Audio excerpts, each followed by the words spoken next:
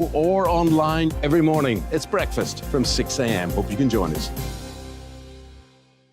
We are GB News, right across the nation. You can get us on television, on radio, on digital. We're absolutely everywhere. Amazing! You see, amazing! You remind me of me in the European Parliament. But here's the most important bit. We are not part of the mainstream establishment. We think and speak just like you do. We are the People's Channel. Magnificent. That's really, really thoughtful. Come and join us on GB News, the People's News Channel. My name's Tom Harwood and join me 9:30 a.m. every weekday for The Briefing, your one-stop shop for everything you need to know about what's going on in politics today. I wonder if this is a deal that might need to be like the biscuits in this factory, twice baked. Is there not an opportunity here to win out against the extremes? Tom Harwood, GB News. What are you going to do about it? Things should have been done differently, and they certainly are being done differently. Don't miss it. The Briefing with me, Tom Harwood, 9:30 Monday to Friday on GB News. Join me, Nana Akue, Saturday and Sunday afternoons on GB News. Expect fiery debate and passionate discussion as me and my panel tackle some of the biggest topics hitting the headlines. It's a place for everyone's opinion. No one gets cancelled, but no one gets an easy ride. Oh, she's on it today! Be ready for conversations that are fierce, frank, and of course, fun. Every Saturday and Sunday afternoon from 4 p.m. on GB News, the People's Channel.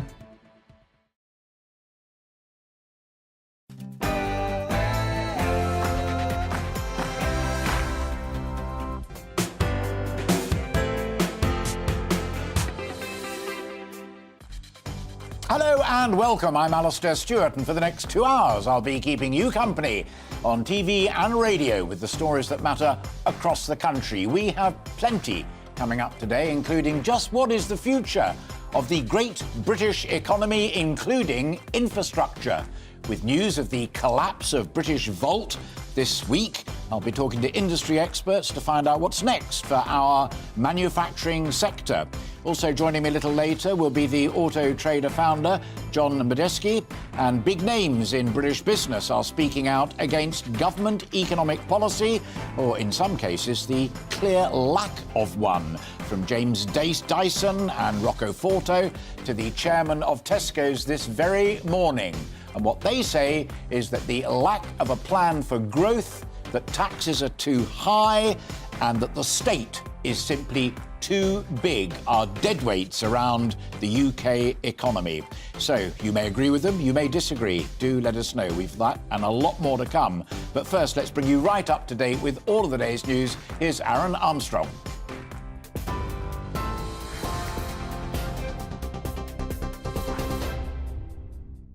Thank you very much. Good afternoon. It is 1 minute past 12. I'm Aaron Armstrong in the GB newsroom.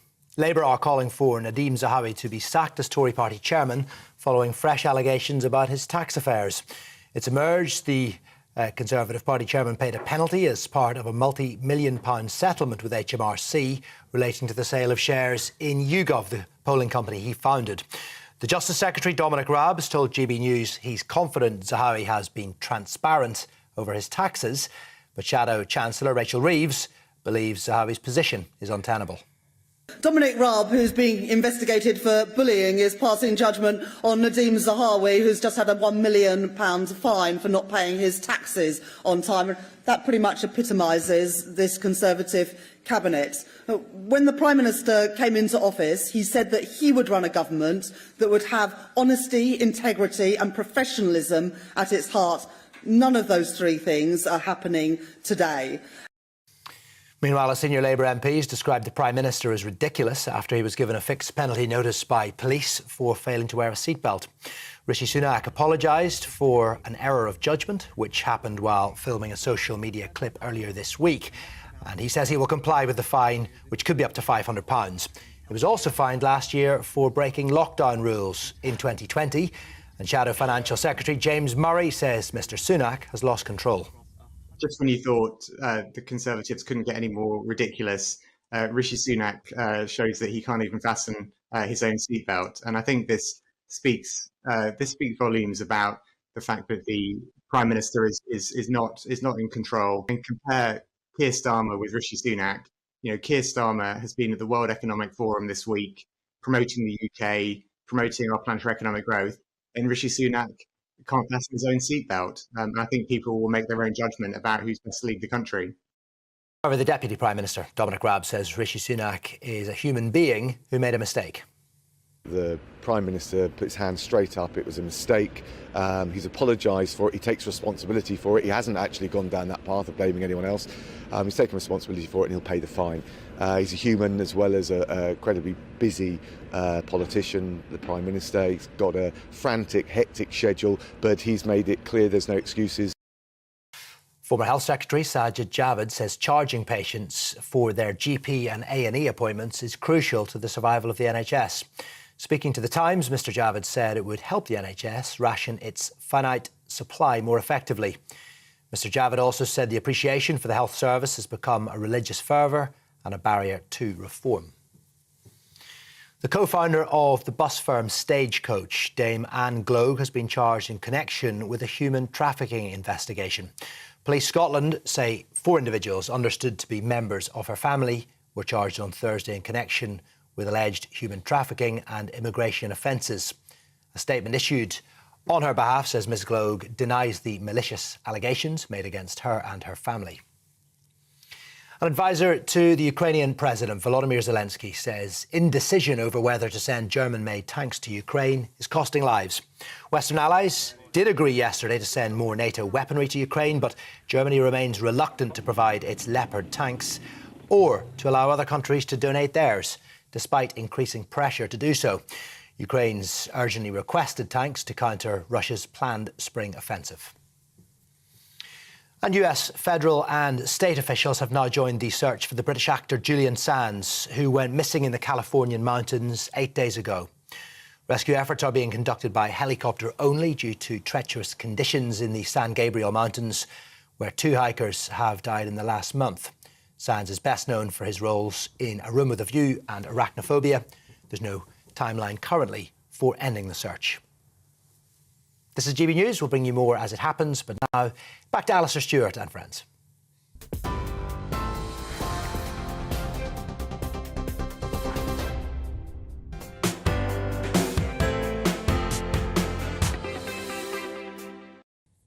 Aaron, thank you very much indeed. So, good afternoon to you all. Mixed signals on the economy this week. For the second month running, headline inflation fell, prompting the ever-cautious governor of the Bank of England to suggest that we might just have turned a corner. He feared a recession might not be avoided, but it might just be more shallow and perhaps shorter-lived than previously feared. Then a global survey of investors suggested that they saw the United Kingdom in the top 3 go-to destinations. Sadly, it also emerged that that didn't include British Volt, a £4 billion greenfield project in the northwest of England to manufacture batteries for the UK car industry. With 3,000 skilled jobs, it sank into liquidation. Had private money been forthcoming, i.e. inward investment, or even private money from here in the UK, so too would government money that had been promised way back when Boris Johnson was Prime Minister, but only with that not unreasonable condition. So, what was forthcoming last week was £2 billion in levelling up money.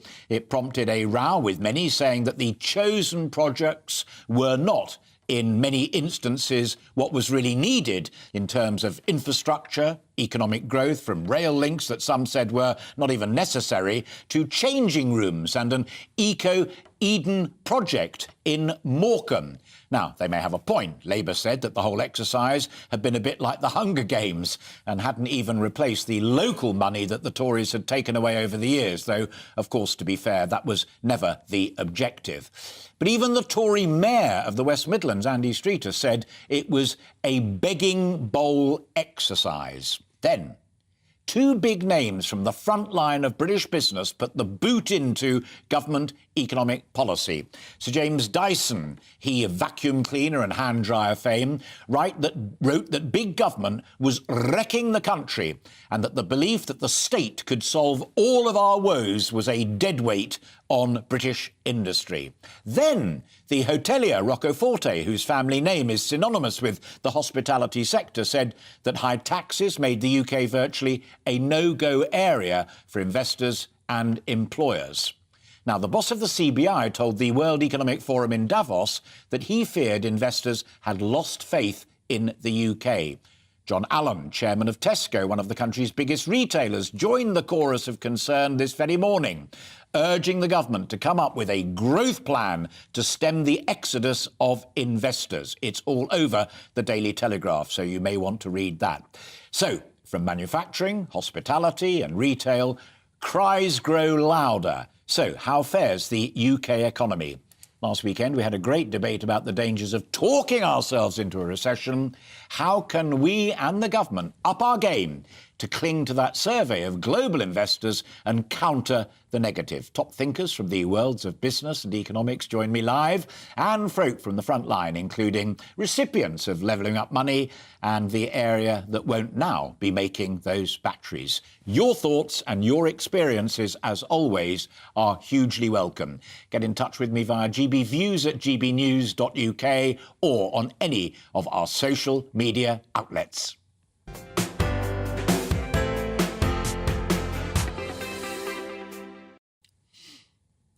Joining me live in the studio to get this conversation going are two very good old friends of mine. I'm going to start with Rory McCallion, a freelance writer and manufacturing journalist and principal economic commentator for The Independent and columnist and Mail. Hamish McRae is sitting next to him. So fast up, let's start with Rory. You and I had an exchange during the week about British Volt. Yep. I mean, it seemed to me that, I'm not an expert, you are, and so's Hamish, it was a slam dunk. It's great technology. Yep. Car manufacturing in this country desperately needs it. It was ready to go. The government would have matched private investment if that had been conforming. What went wrong? Well, we all hoped for the best, but expected the worst, unfortunately. Those of us who've been following the development of British Volt closely were not surprised, although disappointed by what happened this week. One of my friends, Nick Peters, who was former editor of the manufacturer, said that it never actually got beyond a cleared field and a CGI impression of the factory. And I'm afraid that is essentially the case. It was dependent upon the government supplying money, as you said, sure, balancing incoming investment. Sorry to interrupt, but what you're saying there is even worse. Yeah. Because the quid pro quo, as a taxpayer, seems to me perfectly reasonable. Yep. That we as government will give you X billion pounds or million pounds if the private sector says, yeah, we like what we see here. Yep. What you're saying is the blueprint was not fit for purpose from the outset. At the end of the day, the business plan didn't look really credible. If it had looked credible, it would have attracted the investment. Very, very straightforward demonstration. But one of the things that they did do, that it was pointed out, that they had hired a £2.8 million mansion with a jacuzzi and 4K screens for the designers and operators. Money was being spent up front, but it wasn't really being spent on delivering the market. Now, it's wrong to say that there's nothing up there, because, of course, right next door to the Nissan plant is Envision, which makes batteries, and it's making about 30,000 a year. And we have got about 5 battery manufacturers in this country. And it would probably be rude to say that they're cottage industry. And when you're talking about Williams Advanced Engineering, you're not talking about a cottage industry.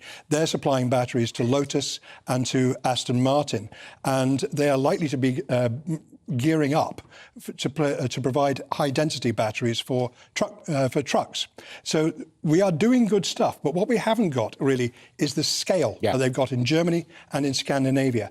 I think the government was probably onto a hiding to nothing with this. If they had done the same as they did with DeLorean and actually stepped in and funded it, and then the whole thing had collapsed, then it would have been castigated for wasting taxpayers' money. It's getting it a bit in the neck this time for not supporting it, being seen to support it sufficiently. But I think that given what was happening, they probably did the right thing and said, you will get the money if you meet these milestones. If you don't meet these milestones, then you won't get it. Sure. And that's what happened. The milestones weren't met, they didn't get the money, and in the end, it ran out.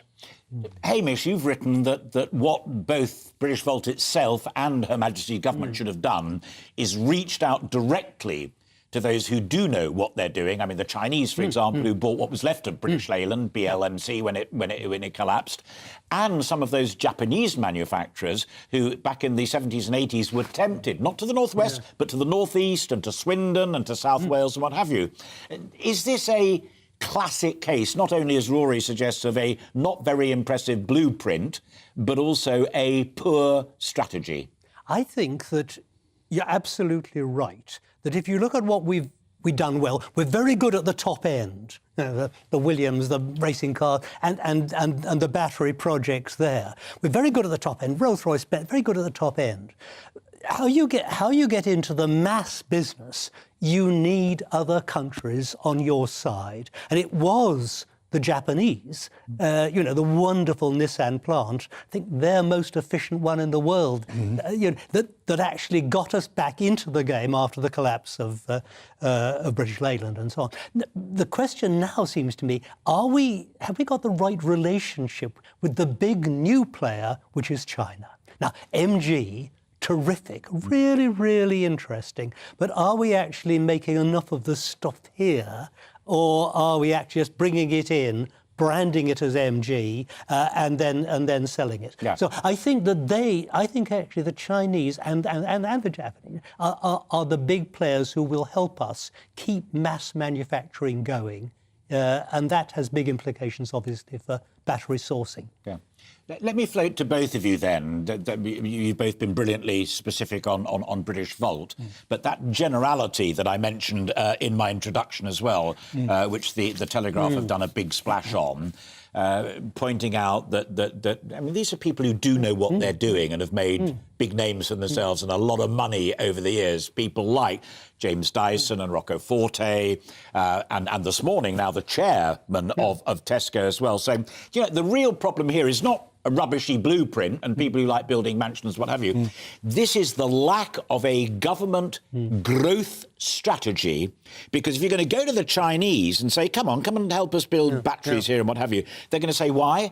Because I read this morning that Tesco's and that Dyson and that Forte, all of these guys think you guys haven't got a growth strategy, so why would we want to put our money into that? And if you do employ people, they're taxed too much. Are they right?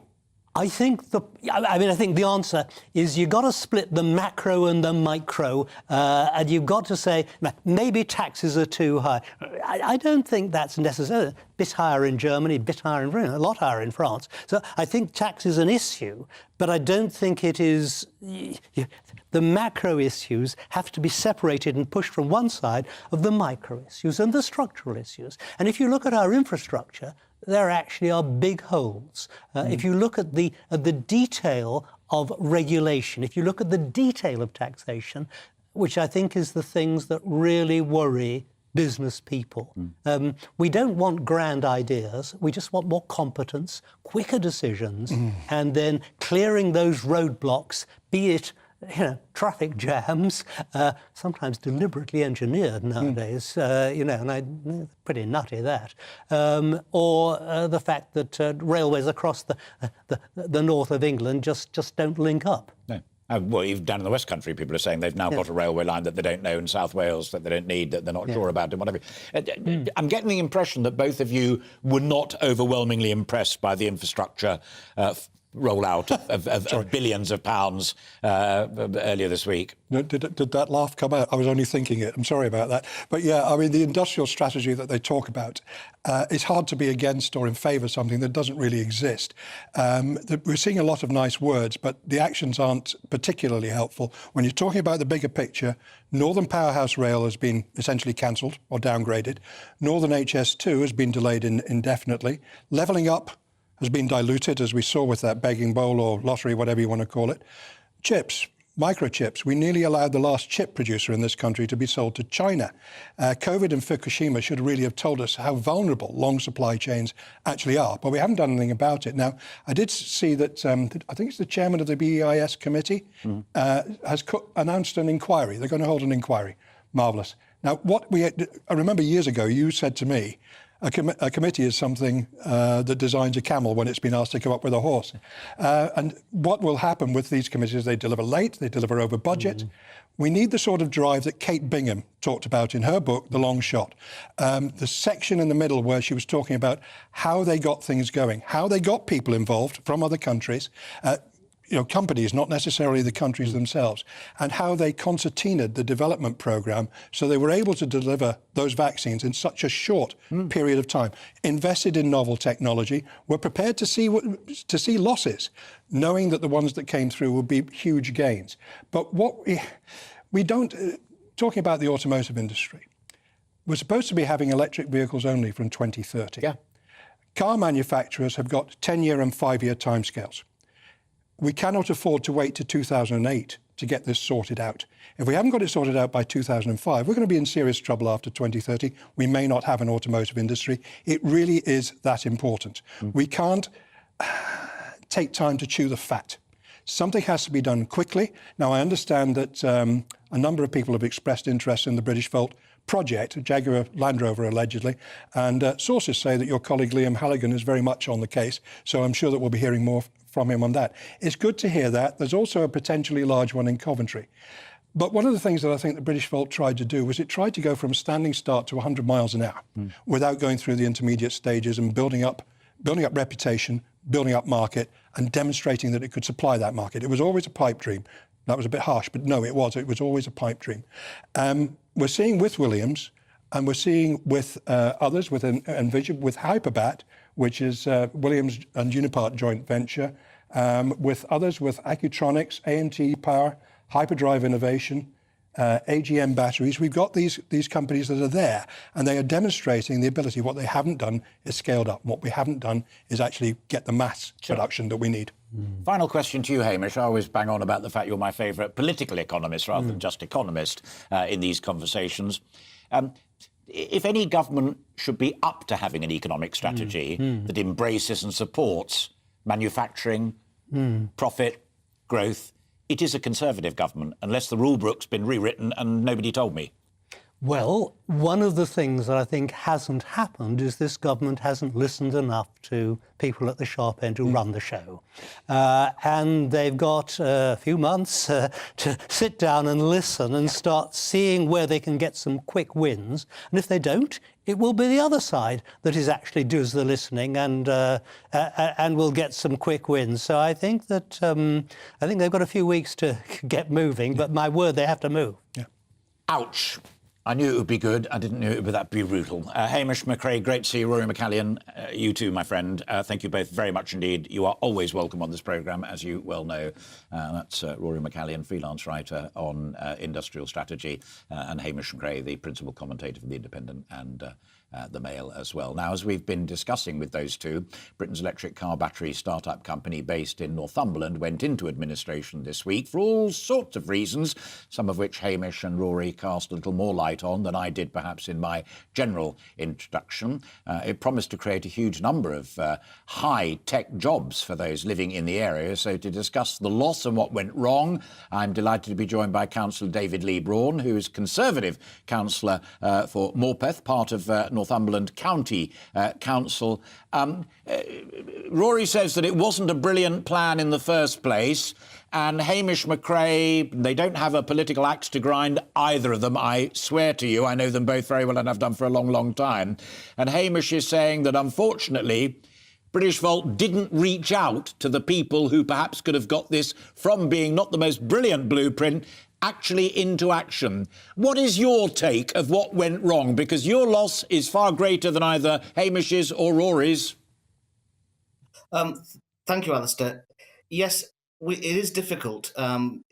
This was a great project. It was a project that us on the Northumberland County Council were very keen to succeed. Unfortunately, as you said, it's gone into administration, but I don't think that means that the underlying project is flawed.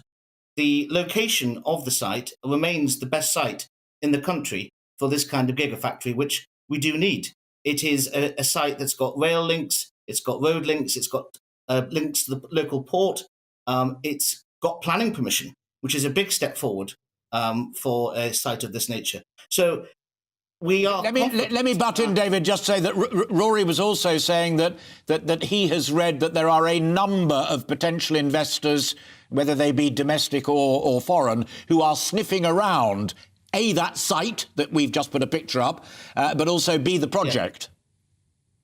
That's correct. I do understand that there are talks ongoing, and there are at least two that we're aware of, potential bidders.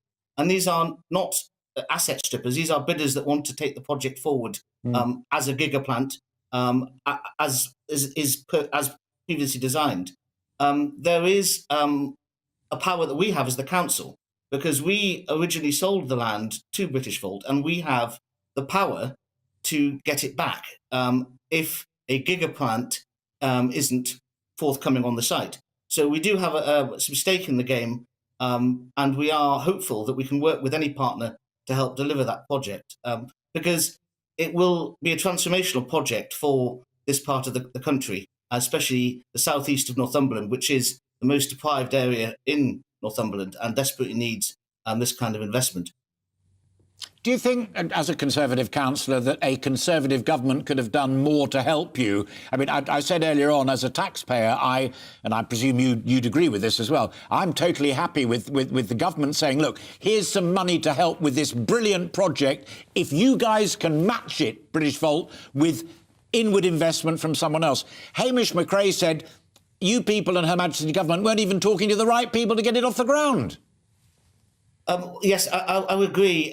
This is something that will need public money support, but that public money support should only be delivered when benchmarks are hit. It is unfortunate that the team that were running Britishvolt didn't hit those benchmarks, but I think the government were prudent to hold them to that.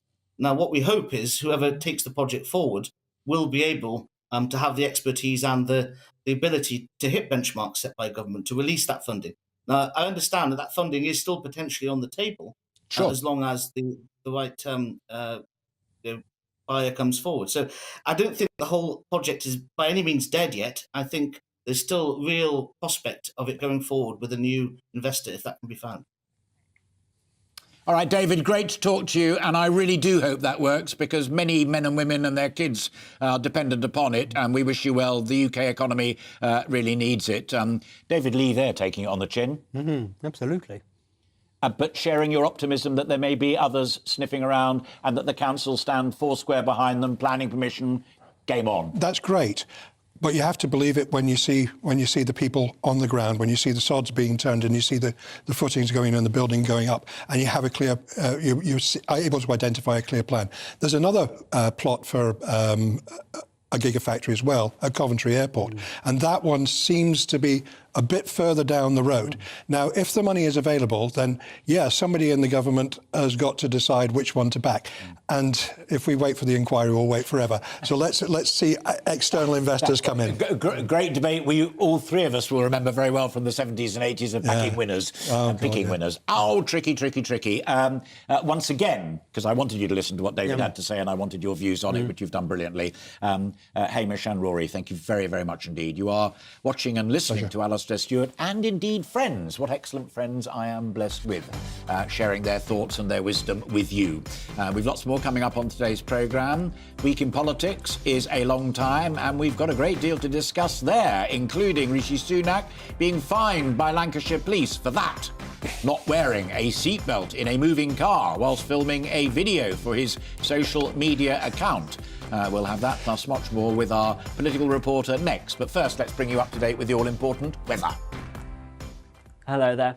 I'm Jonathan Vaughtry from the Met Office, here with your latest weather update. This weekend is all about the northwest-southeast split, and it's due to where we've got high pressure sat across England and Wales, keeping the colder air intact here. But further towards the northwest, we've got milder air pushing up in association with these frontal systems.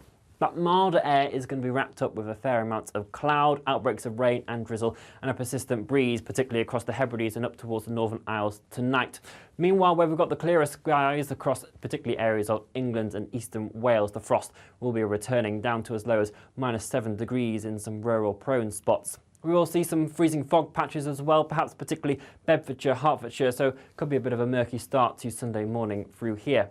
Otherwise, once those do eventually clear off into the afternoon, we will see some brighter spells develop, but holding on to that colder air still. Further to the northwest then, it's going to be another fairly drab day. The winds will ease out, but that's just going to help lower the cloud a bit more. So certainly some hill fog in places and rather murky with further persistent areas of rain. Climbing to highs of 10 degrees though, but with the cloud, not necessarily going to feel that particularly pleasant. Into Sunday evening, we retain that split then, so it's going to remain mild across the north and west where we hold onto that cloud. But now the cloud pushing its way into northern areas of England, western areas of Wales, so a slightly reduced risk of frost here, but where we hold onto those clearer skies, again, central eastern areas of England, temperatures will be plummeting once again, -3, -4 in towns and cities.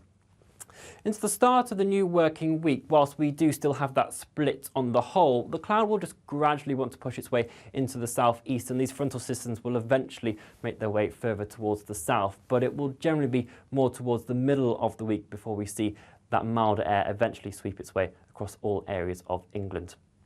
That's it for now. Enjoy the rest of your day.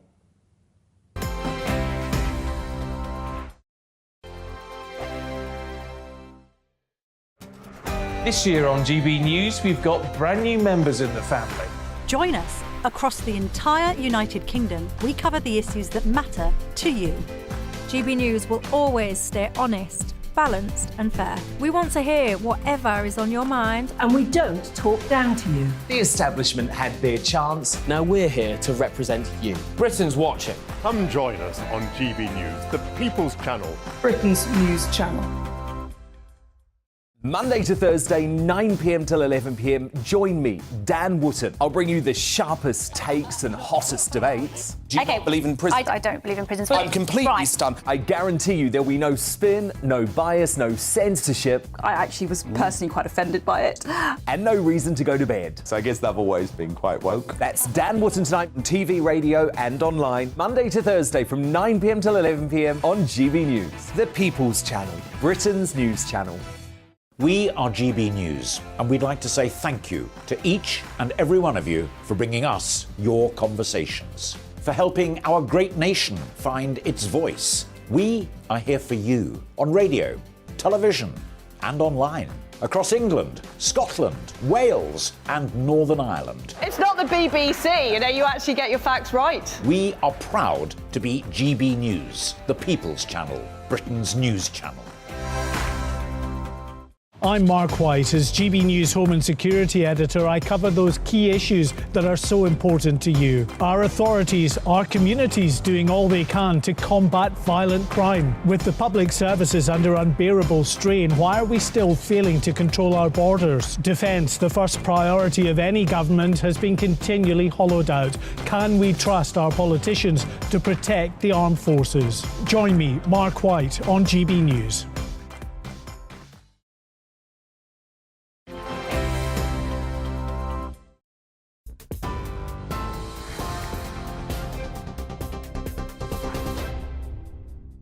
Welcome back. It is 12:31. I'm Aaron Armstrong in the GB newsroom. The Shadow Chancellor, Rachel Reeves, says Rishi Sunak should sack Nadeem Zahawi following fresh allegations about his tax affairs. It's emerged the Tory party chairman paid a penalty as part of a multi-million-pound settlement with HMRC relating to the sale of shares in YouGov, the polling company he founded. The Deputy Prime Minister, though, Dominic Raab, says Nadeem Zahawi has been transparent about all his tax affairs. Dominic Raab, who's being investigated for bullying, is passing judgment on Nadeem Zahawi, who's just had a £1 million fine for not paying his taxes on time. That pretty much epitomises this Conservative cabinet. When the Prime Minister came into office, he said that he would run a government that would have honesty, integrity and professionalism at its heart. None of those three things are happening today. Meanwhile, a senior Labour MP has described the Prime Minister as ridiculous after he was given a fixed penalty notice by police for failing to wear his seatbelt. The Shadow Financial Secretary to the Treasury, James Murray, says Mr Sunak has lost control. The Prime Minister has apologised for the incident, which happened while filming a social media clip earlier this week, and says he will comply with the fine. Mr Sunak was also fined last year for breaking lockdown rules in 2020. One of the UK's richest women has been charged in connection with a human trafficking investigation. The co-founder of the bus firm Stagecoach, Dame Anne Gloag, and 3 members of her family were charged on Thursday in connection with alleged human trafficking and immigration offences. A spokeswoman for Dayman says she strongly denies the allegations and intends to vigorously defend herself. Andy Murray's impressive winning run at the Australian Open has come to an end. The three-time Grand Slam champion was knocked out in the third round by Spain's Roberto Bautista Agut, despite a four-set battle on the Margaret Court Arena. Murray, who's now 35 and plays with a metal hip, was taken to 5 sets in his first 2 rounds and spent more than 10 hours on the court. He finished at 4 a.m. local time yesterday morning. TV, online and DAB plus radio, this is GB News, but now it is back to Alastair Stewart and friends.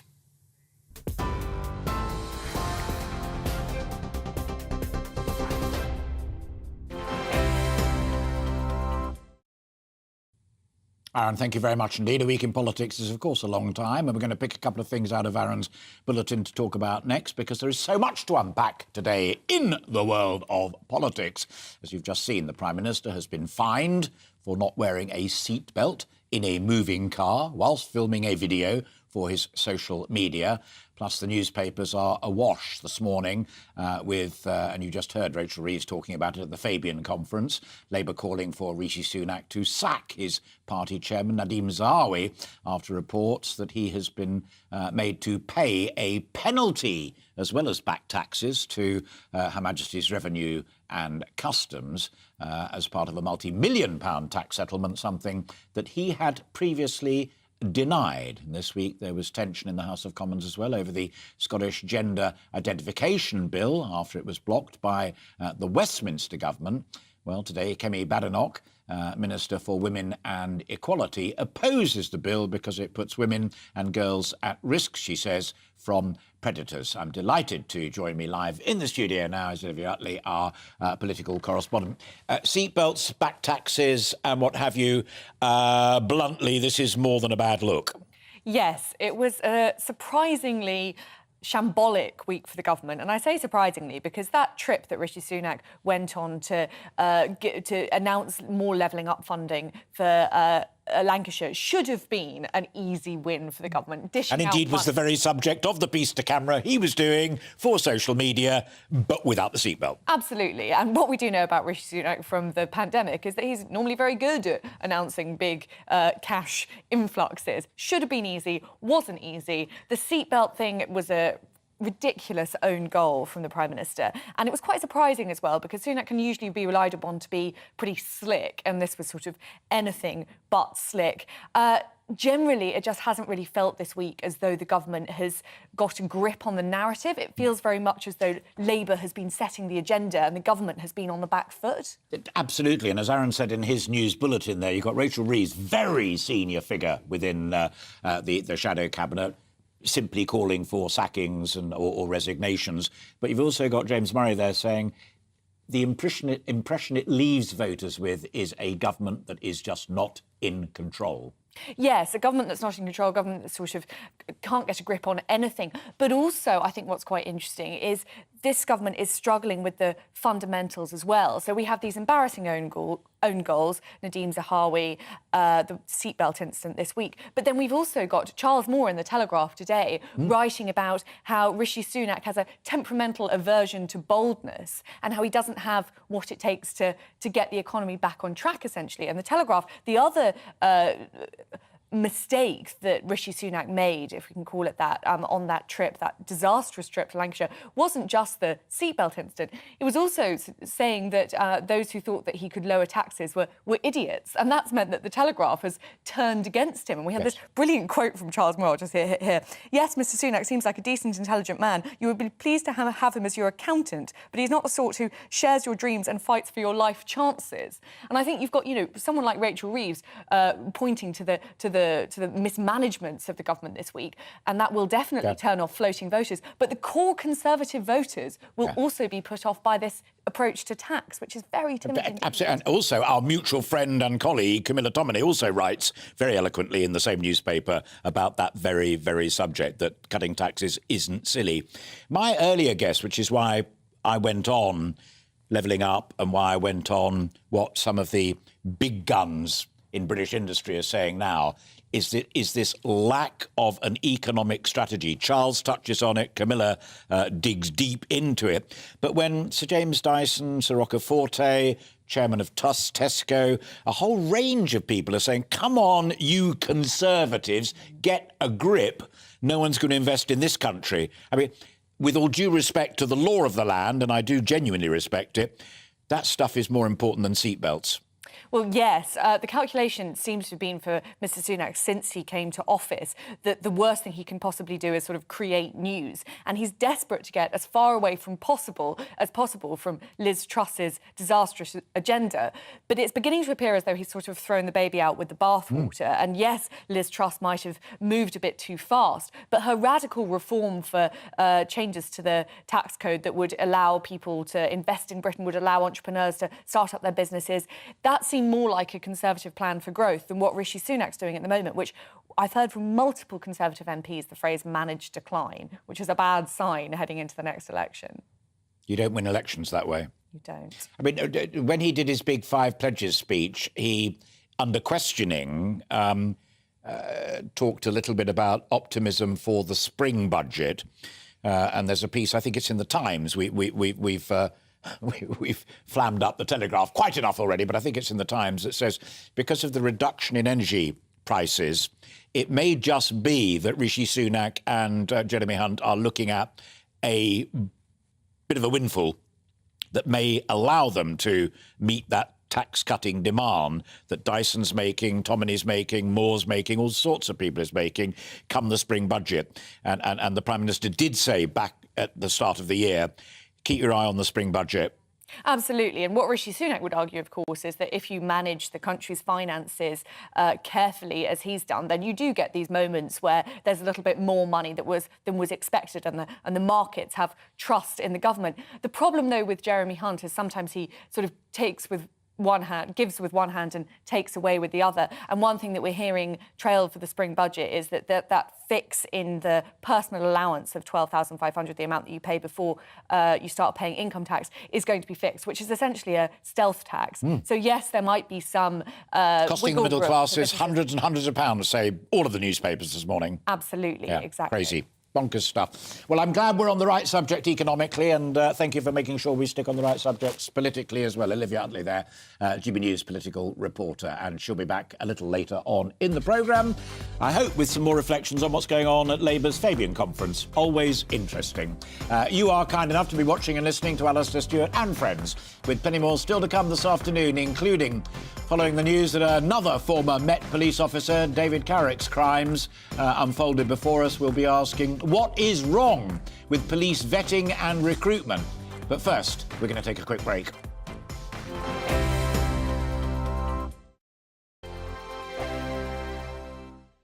Monday to Thursday nights on GB News. At 6, it's Deebs & Co.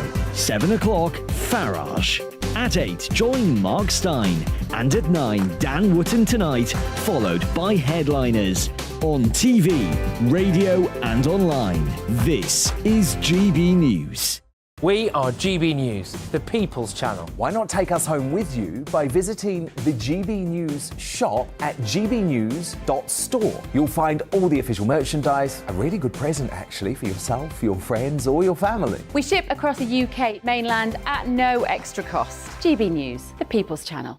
Here on GB News Live, we'll be keeping you in the picture, finding out what's happening across the country and finding out why it matters to you. We'll have the facts fast with our team of reporters and specialist correspondents. Wherever it's happening, we'll be there from 12 noon on TV, radio and online. GB News, the People's Channel, Britain's news channel.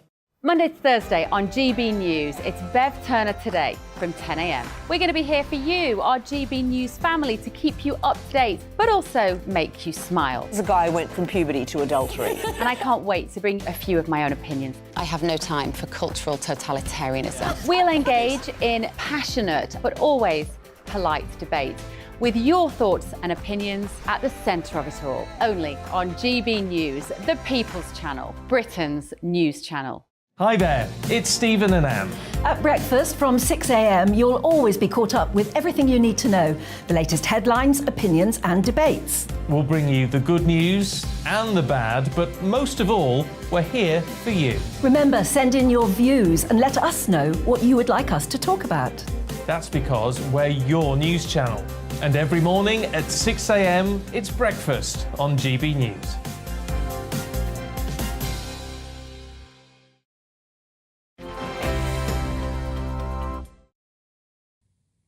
Welcome back. You're watching and listening to Alastair Stewart and Friends here on GB News TV and radio.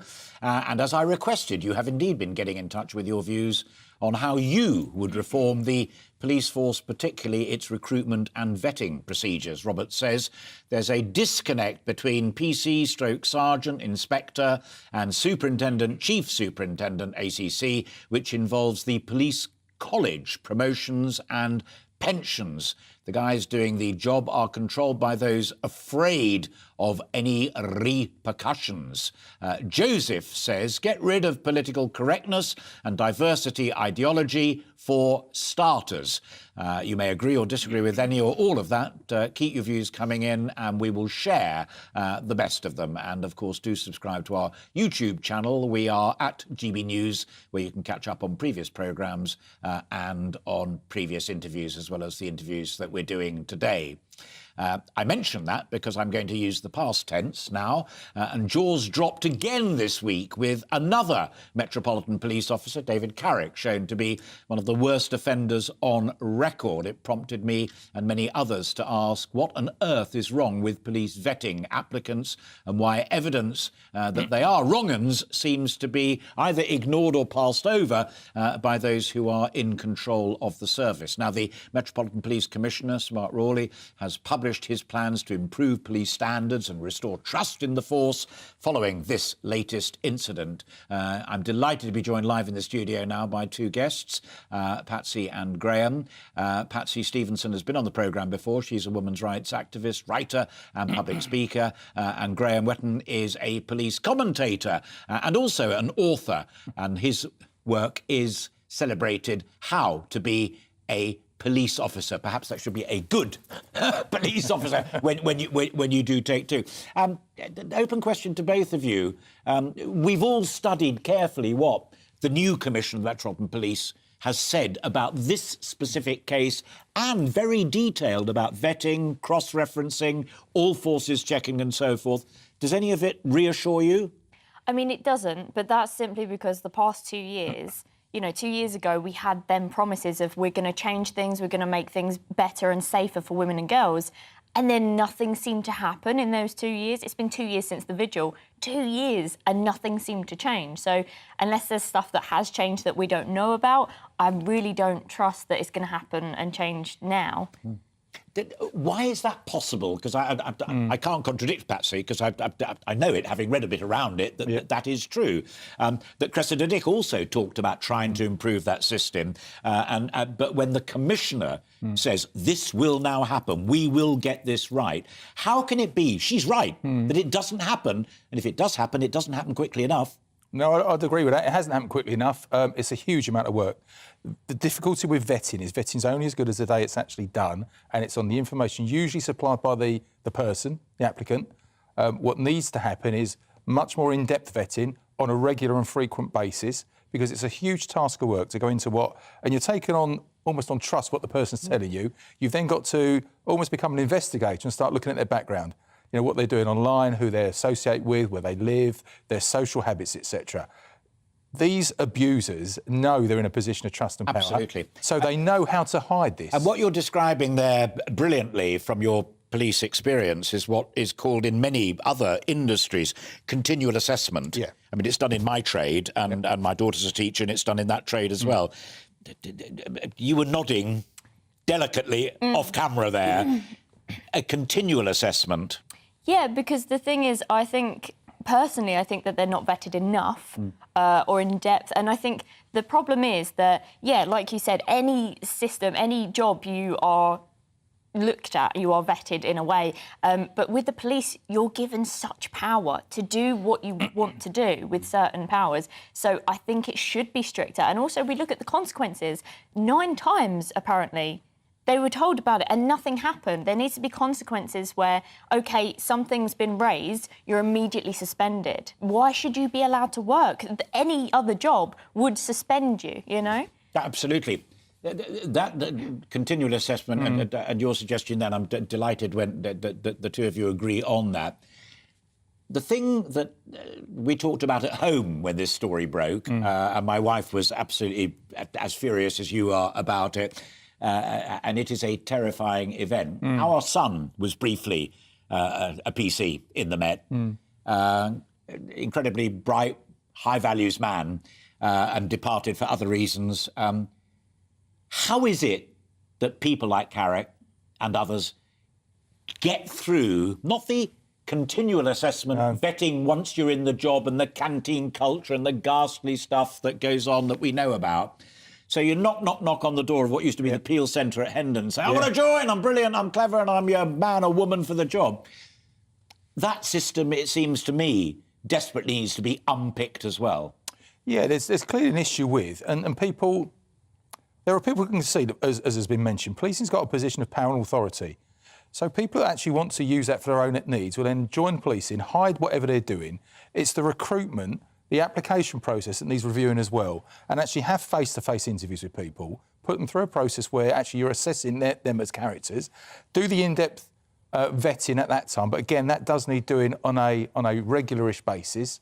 We can trust the majority of police officers, but clearly for policing and society, it's these individuals that are in policing that need identifying and getting rid of. And it's that challenge of a huge amount of work nationally to do this, not just within London, but nationally to look at policing. If you speak to police officers across the country, they will tell you and it's difference between like poor behaviour and poor performance. Policing's been historically poor at dealing with both aspects, in that even if you identify an issue as we've mentioned earlier, PC or sergeant, to those higher up, there's never that much confidence that they're actually going to deal with it because it may reflect on them.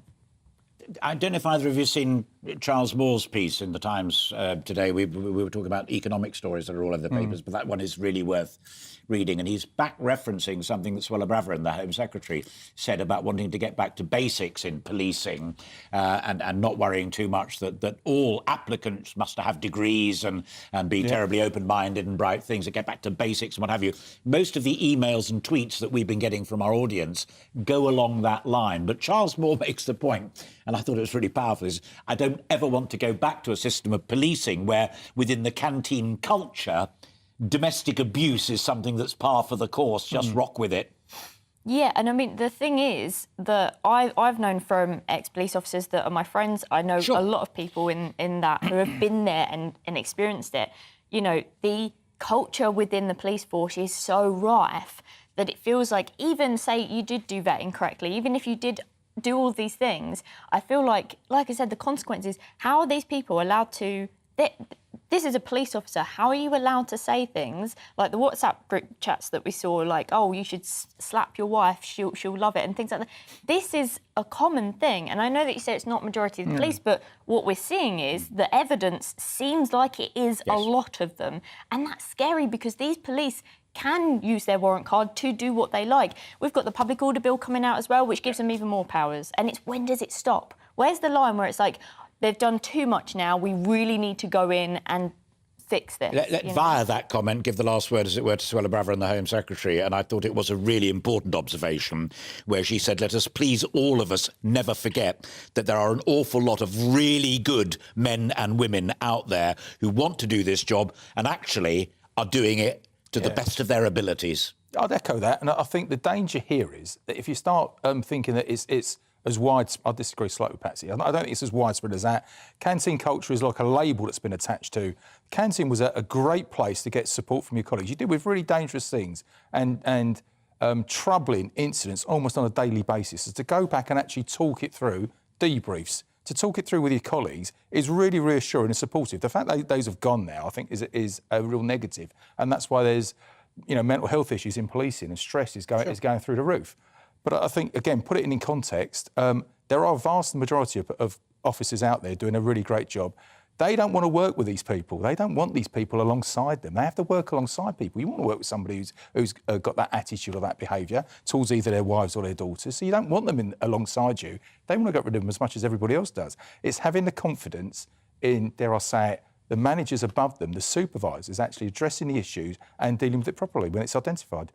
Graham and Patsy, thank you both very, very much indeed for those constructive thoughts, and I think a bit of optimism within there as well. We perhaps don't hold our breath, though, just carefully. But thank you both very much indeed, and great to see you again, and very nice to see you. Do come in again. Love to have you on board. Now, looking ahead to the 6th of May, 2023, the date of King Charles III's coronation at Westminster Abbey. The event's poised to attract viewers and indeed visitors from across the world. But there are rumours that the festivities, I don't know what festivities are, festivities may be scaled back a little. The Independent reports this morning that there will be a break with tradition as the King modernises his outfit, and it's all over the Sun as well, I'm delighted to say. But some argue that a scaled-down ceremony could provoke international controversy and disappoint many people who buy into the monarchy, and clearly there will be no way of satisfying those who don't and just think it's all a lot of old nonsense. We thought we would discuss that now, and I said to my bosses, the one person I'd really love to talk to about all of this is one of the people who really does know what's going on about kit, attire, appearances and tradition and what have you, and there he is. It's Grant Harold, former butler to King Charles and Prince William and Prince Harry, of course. Now, you and I both know, because we've talked about it before, that this king is very sensitive to the appearance of indulgence and waste. But folk, I'm reading, want and expect the full Monty when it comes to the first coronation in decades and decades and decades. What's your take? Good afternoon, Alastair. Thank you for having me back on. You're absolutely right. People want a coronation similar to the coronation that his mother had. But the reality is it's a different time. Things are very different. Obviously, money is something that the king is very aware. I mean, we've seen recently, even this week, that money is something that he's very aware that there's not, you can't just be seen just to be spending it the way they would have done maybe 60, 70, 80 years ago. And I think a scaled-down coronation is without question what he will want. But I think what people got to understand is he's not going to cut there's obviously parts of coronation that will still take place. There's the enthronement, there's the anointing, there's the crowning. All these parts will continue. The scaling down part is most likely, it's just to do with fewer people. So instead of 10,000, you're talking about 2,000. So it's those kind of things. It's just being a bit more sensible when it comes to not overspending in those kind of areas. I think he's already bought into that, clearly, but you changed tack there to exactly where I wanted to go, in the sense that elements of it, like the crown, clearly, the orb, the sceptre, they are part of not just tradition, but they're also part of the symbolism of it and the religious dimension of it. How much of the attire is also tradition and that which must be done because it's a coronation? With the attire, once again, it's something that each monarch has. Obviously, it's designed. It's obviously the fittings. It's difficult to say what King Charles III will choose. Obviously, his mother. We all remember that iconic dress that she wore. And I read somewhere she actually used it a few other times after, which was quite interesting because, again, that coronation was not that long after the war. So obviously, again, with money, they had to be careful. I think with the king, he's going to be kind of bearing that in mind, and I'm sure he'll pick something that's fitting, that's traditional, but yet modern. But see, the other hidden cost that people might not realise is that St Edward's crown, as I'm sure you're aware, Alastair, has already been removed from the Tower of London. It's been resized because each monarch, obviously, we're all humans, we're all different shapes and sizes. It's got to be resized for the king, and it'll be the same with the imperial state crown, and that's where these hidden costs come into it. So I think it's not just what we all see. There's a lot that's going on behind the scenes that we'll be unaware of, where they've got to put that into when they're working out the costs. They've got to be aware that these are things that will cost huge amounts of money as well. Indeed, talking of behind the scenes, and you know both men very well, what do you imagine William, Prince of Wales, will be saying to his father about that? Because precedent matters in these things, and is it conceivable that William would say, I don't want you to do that, because if you do that, then it'll be expected that when my time comes, I'll have to do it as well. How would you envisage that exchange of views? Do you know what's wonderful, Alastair? Spending time around the Prince William and his father, and seeing the two of them, they work well together. They're father and son, but they work well. He's done I think, an amazing job at kind of teaching his son the way of what lies ahead for him. And as you quite rightly point out, he has, I think, said on occasions that he learns from his son as well, because his son, different generation. Some people say that the king is out of touch. I've always disagreed with that. I think he's a very modern thinker, but William obviously is a younger generation, and I'm sure there'll be times that he might say to his father, we've got to be careful. But at the same time, William understands tradition and how important that is for the monarchy. And so even though he might think there's things that money has got to be cut back on, there's other areas you just simply can't. If you want a coronation and there's things that have to happen, that costs. That's the reality of it. Indeed. Grant, always a pleasure to talk to you, genuinely. And thanks for saying yes to my invitation. And you keep in touch. Always welcome on the programme. Grant Harold, their former royal butler to King Charles, Prince William and indeed Prince Harry. You are watching and listening to Alastair Stewart and Friends here on GB News, TV and radio and online, with lots more coming up on the programme this afternoon. I'll be joined by the founder of Auto Trader, former Reading Football Club chairman, Sir John Medeski, to discuss the state of the British economy and indeed the state of British football, and why very wealthy people still like to buy into it. Let's take a quick break first, though. Stay with us.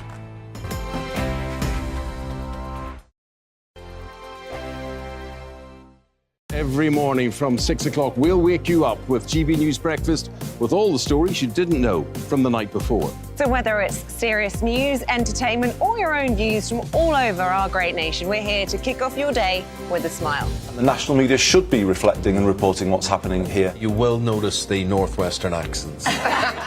Whether you're with us on TV, radio, or online, every morning, it's breakfast from 6 a.m. Hope you can join us. We are GB News, right across the nation. You can get us on television, on radio, on digital. We're absolutely everywhere. Amazing! You see, amazing! You remind me of me in the European Parliament. But here's the most important bit. We are not part of the mainstream establishment. We think and speak just like you do. We are the People's Channel. Magnificent. That's really, really thoughtful. Come and join us on GB News, the People's News Channel.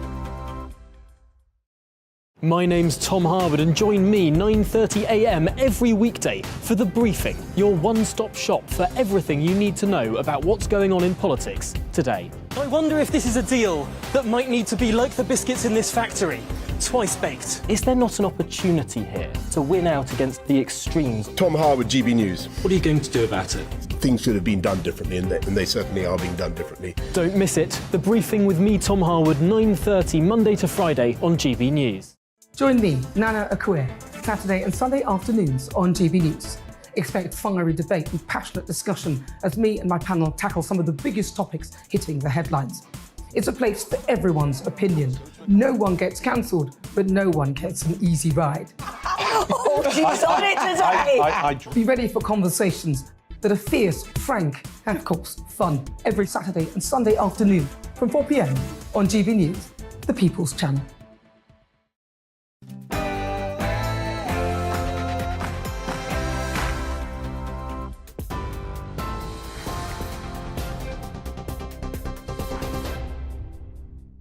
Hello there, good afternoon. It is 1:01. I'm Aaron Armstrong in the GB newsroom. Labour are calling for Nadeem Zahawi to be sacked as Tory party chairman following fresh allegations about his tax affairs.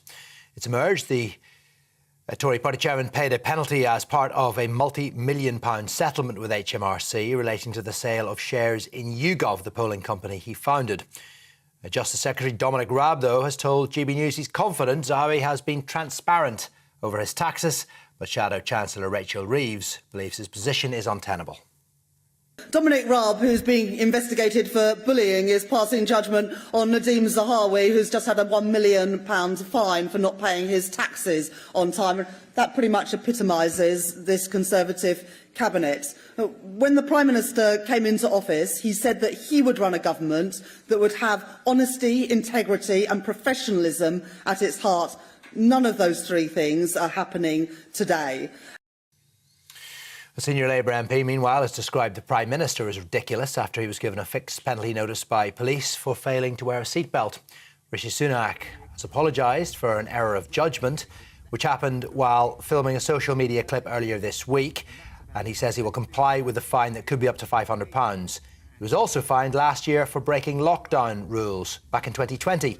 And Shadow Financial Secretary James Murray says Mr Sunak's lost control.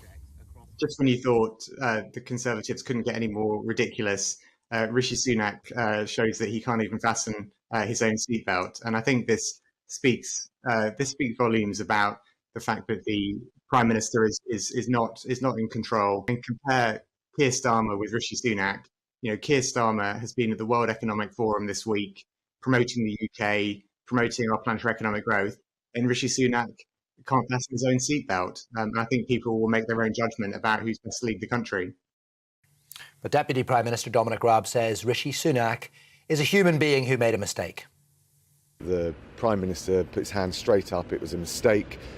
He's apologised for it. He takes responsibility for it. He hasn't actually gone down that path of blaming anyone else. He's taken responsibility for it and he'll pay the fine. He's a human as well as a incredibly busy politician, the Prime Minister. He's got a frantic, hectic schedule, but he's made it clear there's no excuses. The former Health Secretary, Sajid Javid, says charging patients for their GP and A&E appointments is crucial to the survival of the NHS. Speaking to The Times, Mr Javid said it would help the NHS ration its finite supply more effectively. Mr Javid also said the appreciation for the health service has become a religious fervour and a barrier to reform. The co-founder of the bus firm Stagecoach, Dame Anne Gloag, has been charged in connection with a human trafficking investigation. Police Scotland say she is one of 4 individuals understood to be members of her family as well. They were charged on Thursday in connection with alleged human trafficking and immigration offences. A statement issued on her behalf says Ms Gloag denies the malicious allegations made against her and her family. An advisor to the Ukrainian President, Volodymyr Zelensky, says indecision over whether to send German-made tanks to Ukraine is costing lives. Western allies agreed yesterday to send more NATO weaponry to Ukraine, but Germany remains reluctant to provide its Leopard tanks or allow other countries to donate theirs, despite coming under increasing pressure to do so. Ukraine has recently requested tanks urgently to counter Russia's planned spring offensive. And the Met Office has issued a yellow weather warning for fog tomorrow, but says the worst of the cold spell is nearly over. The warning will be in place until 11 a.m. on Monday and will cover the areas of the south and east of England. It may cause disruption to flights and drivers are being warned of icy conditions. Temperatures, though, are expected to climb next week across the country. Finally, Andy Murray finally has run out of steam at the Australian Open. His campaign has ended in the third round. The 3-time Grand Slam champion knocked out by Spain's Roberto Bautista Agut in 4 sets. Murray, who's now 35 and plays with a metal hip, has spent some amount of time on court. 5 sets in the first 2 matches in the tournament. He spent more than 10 hours on court and he finished after 4 a.m. local time yesterday morning.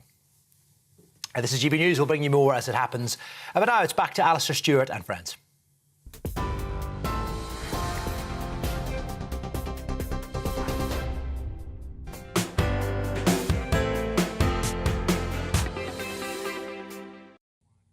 And thank you very much indeed. Lots in his news bulletin there for us to pick over, because I'm delighted to say that, as promised, rejoining me live in the studio is our political correspondent, Olivia Utley. I said earlier on about the Fabian conference, and we saw in Aaron's bulletin there a bit of Rachel Reeves talking about the stuff concerning seatbelts and taxation and what have you.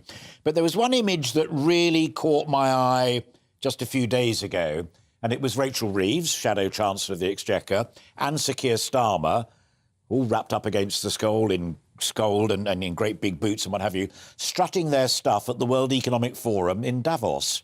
How will that go down amongst the Fabian brethren and sisterhood? Well, yes, it'll be very interesting to see. And Keir Starmer said in an interview this week, I think it was with the Newsagents podcast, he was asked quick-fire questions at the end, and he was asked Westminster or Davos, and he said Davos, which is very interesting. And it might suggest that Keir Starmer's attempt to be sort of all things to all people might be beginning to falter. How will it go down with the Fabians? We'll have to see. But it was interesting to see Rachel Reeves at that conference laying out a sort of big reforming agenda. She's talking about being the UK's first Green Chancellor, and there is actually some sort of meat on the bones of that policy. And she's not the first shadow cabinet minister to have been out on the rounds in the last couple of weeks, coming out with a big reforming agenda. We saw Bridget Phillipson, the Education Secretary, on childcare, basically wanting to rip up everything that we've got and start from scratch. Jonathan Ashworth on welfare, doing something similar. Wes Streeting, of course, on the NHS, talking about reform in a way that the Conservatives haven't done for 12 years. And Keir Starmer himself saying that he is, yes, he's a Blairite, essentially, and that the programme that he's looking at is similar to something that Blair was planning before 1997. So we're seeing the Labour Party this week very much sort of grappling with ideas in a way that perhaps the Tory party, which does seem to be very much on the back foot, isn't quite managing to do. Yeah, it is fascinating. And indeed, on welfare and the health, that's the idea that the thought that the ideas were a bit fresher than some had feared, that it was going to be a rather dull, predictable general election. No way at all. The previous conversation we had shortly before you came in about police vetting, I mean, there clearly is something of a crisis in public confidence in the police force. There's one headmistress who's reported in the papers this morning as saying that she's been telling her girl students at the school that she runs, if a policeman is on his own, don't approach him. When I read that, I just thought that was absolutely terrifying. I mean, this is an issue, clearly, that this government is going to have to get a grip of. Definitely, and it's a really shocking state of affairs. I remember when I was younger, you were told that if you have lost your parents or whatever in the centre of town, go and talk to a policeman. So the fact that we've got to a state where there is this little trust in the police is deeply worrying. I think it's particularly worrying for a Conservative government because, of course, the Conservatives have long had a reputation for being the party of law and order, but it's very hard to see how Rishi Sunak can go into the next election holding up that claim. So it does feel a little bit as though that's another area where it's Labour's for the taking, really. If Labour can come up with a bold plan for reforming the police and reforming the justice system, which is also absolutely creaking at the seams, partly as a result of delayed cases due to lockdown, then it does just feel like another area where Labour has the potential to seize the main ground. The issue, of course, is when you scratch the surface of some of these big reforming Labour policies, there's a bit of vagueness and not much costing going on.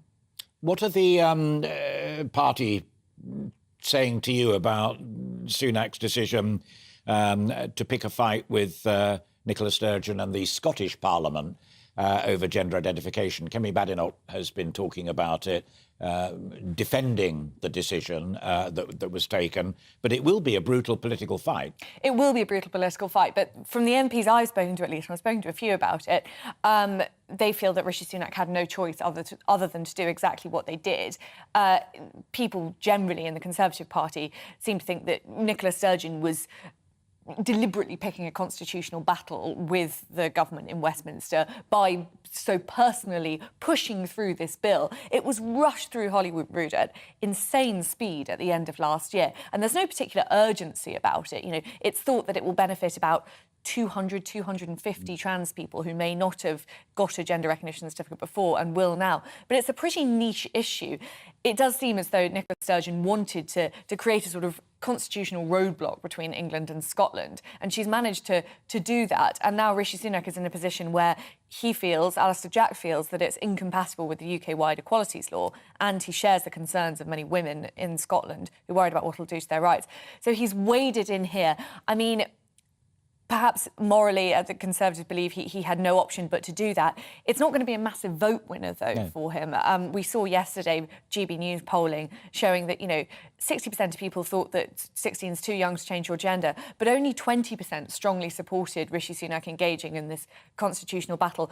The vast majority didn't really know what it was about and weren't very interested. So it's going to use up quite a lot of sort of political capital, as it were, or political energy and time without obvious results. And there's a lot of other things to think about. Absolutely. Is there a point scored about putting Labour on the spot over it? Because, of course, the majority, if not all, but Labour MSPs supported this measure as well during that. I mean, it was a very fierce and fiery debate. Yeah, I think actually that Labour is in a worse position than the Conservatives even on this issue. But as I say, in the country it feels like quite a niche issue. But Keir Starmer said that he supported what Nicola Sturgeon had done originally and said that the laws around gender recognition needed to be changed in the UK as well. Then, after a bit of bad polling and a few days later, he came out and said that actually he's concerned about people changing their gender before the age of 16. Then, of course, you've got plenty of Labour MPs, women MPs in particular, Rosie Duffield, speaking out very bravely in the comments the other day about her misgivings about this new law and being bullied by allegedly bullied by Lloyd Russell Moyle. So there are clearly a lot of divisions in the Labour Party on this, and Keir Starmer's approach at the moment just seems to be to sort of sweep it under the carpet. But it's unclear whether he'll be able to keep that going right up until the election. The Rosie Duffield leaving Labour story's gone away now because she's quoted in all of the papers this morning. It's a brilliant, brilliant line of hers that being a member of the Labour Party for her was like being in an abusive relationship. Yeah, I think that makes things really awkward for the Labour Party. And what essentially she's saying is that she was just sort of stonewalled and her concerns were silenced. And this morning, in the breakfast interview with James Murray, a senior Labour shadow financial secretary to the Treasury, was asked whether he felt that... He said that he thought that the trans issue had become incredibly toxic and no one had behaved well. And he was asked if he'd include Rosie Duffield in that. And he didn't say no, which was very interesting. It just shows how deeply split the Labour Party is on this issue. And they might say that the Holyrood government and the UK government are, at each other's throats and behaving badly, but they're behaving just as badly. Fascinating stuff. Olivia, always a joy to see you. Thank you very much indeed, and thanks for breaking into your busy day to come and chat to me not once but twice. Olivia Utley there, GB News political correspondent. Now, we're going to reprise part of what we were talking about from the very beginning of the programme today, and it's the state of the British economy, levelling up and infrastructure. This week, Rishi Sunak announced the latest and second round of government levelling up funding that would see a total of 111 areas across the United Kingdom awarded funds with the aim of helping regenerate that particular local area and create economic growth. There was, however, much criticism as the latest allocation would see the richer south-east of England region, many argued, although Sunak, the Prime Minister, utterly denied that, saying the North and Wales were the ones that got considerably more, including his own constituency up in Yorkshire, who got a little bit more. It was also announced that Wales will receive shared funding of £208 million for a total of 11 new projects, including cash for a new Cardiff rail line and the aim to make rich and poor areas more equal. But the Welsh Government said that Wales remained over £1 billion worse off than under previous EU schemes to reduce inequality. To get more on that and indeed a broader discussion of the Levelling Up Fund, I'm delighted to be joined now by Debbie Francis, OBE Chair of the Lancashire Enterprise Partnership, which is a strategic collaboration between businesses and local councils to help generate economic growth in those areas. I guess apart from Andy Streeter's point about a begging bowl mentality and Labour saying it was a bit like the Hunger Games, the most common criticism that I've read is that it simply wasn't focused enough on things that would really help create wealth, create jobs and boost the economy. What was your overall take, Debbie? My overall take is that generally it is. Everybody that actually applies for funding goes through a very rigorous process to try to make the case that says this is going to help economic growth. This is going to help regenerate an area. So things are not just asked for to, to make something look a bit prettier or make something look a bit nicer. All the authorities that put bids together clearly look at whether an initiative can improve jobs in the area, can improve investment that might be attracted to the area. In our case in Lancashire, a very big piece of what we got is, going to look at the tourists that we might be able to bring in, and that in itself generates income. And I think you're showing it up there. I think it's the Eden Project space, and what can be done from what can be done as a result of generating growth. So I don't think it lacks focus. I think everybody who's bid has had the right focuses on what they want. The criticisms, as I've read them so far, are largely levelled at the fact that you've got people who sit in London, who've very often never been to these areas, who are actually making those decisions, and therefore, are they best placed to make those decisions? It's a tricky thing. There is a lot of argument. The devolution agenda says that the funds maybe just go direct to the authorities and then they make up their minds about the best things to put them through. But at the end of the day, those authorities will still have to go through the same processes to assess the range of projects that they have and make a decision. Since we know it's a limited pot, there'll never be enough money for everything that we wish to do. So I don't know it's quite right to say it lacks focus. I think there was a lot of focus on the people that put the bids in. And there has been a lot of consideration, it seems to me, on what's come out. I find it very hard to complain from a Lancashire perspective. We've, received a significant amount of funding, and all of the projects that we have received the funding for have got really great cases behind them to help generate growth and investment, which is what ultimately will lead to the levelling up. Do you sense that this is a government that has a vision for growth in this country? I mean, in a sense, the fact that Morecambe gets an Eden project, and as you yourself just said, it recognises at one level that sort of thing, part of the infrastructure, is nice to have, but also that hospitality, that leisure, whether it's eco-leisure or whatever, is an important part of the economy as well, creates wealth, creates jobs, employs people and gives taxpayers a good time.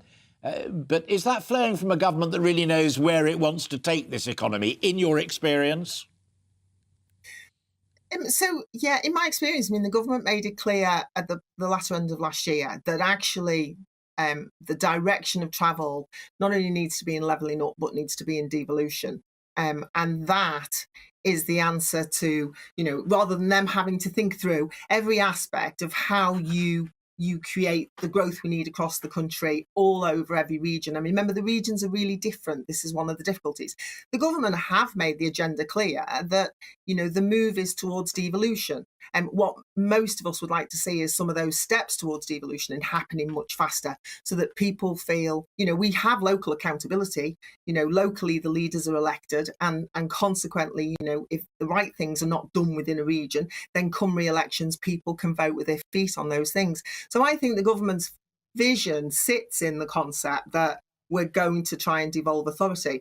But there's a bit of a lag between how much they're devolving versus, while this allocation of central funds goes on. We're not quite getting one thing or the other just yet.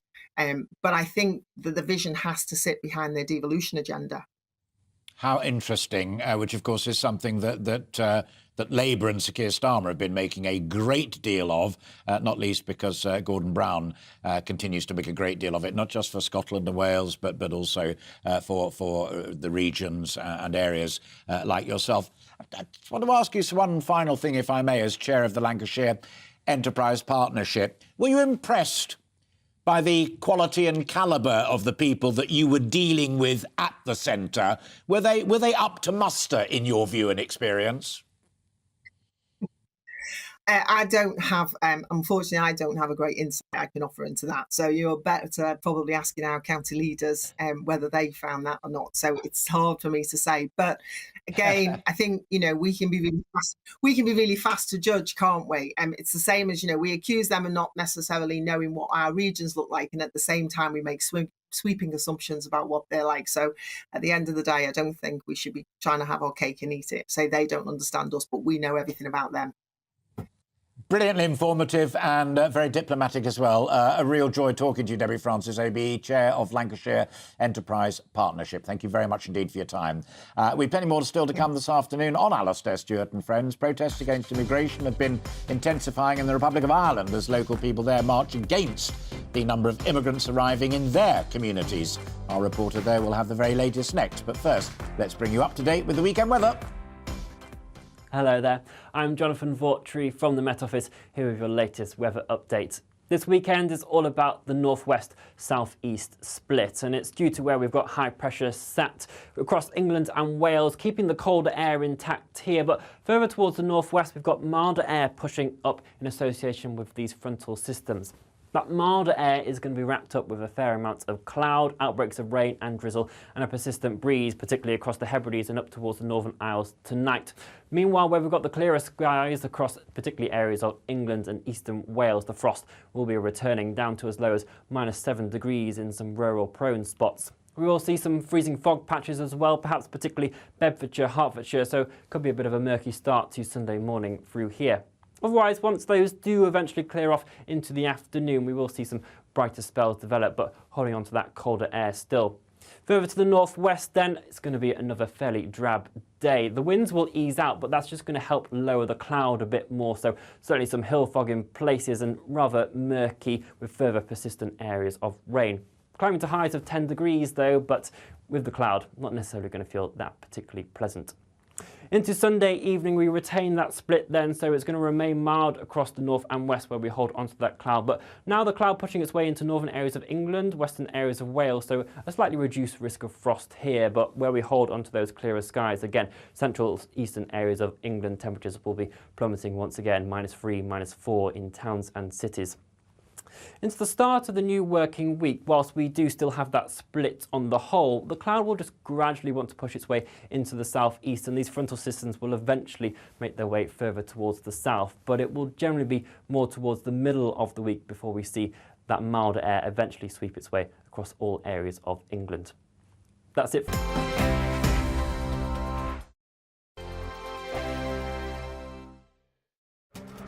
This year on GB News, we've got brand new members in the family. Join us. Across the entire United Kingdom, we cover the issues that matter to you.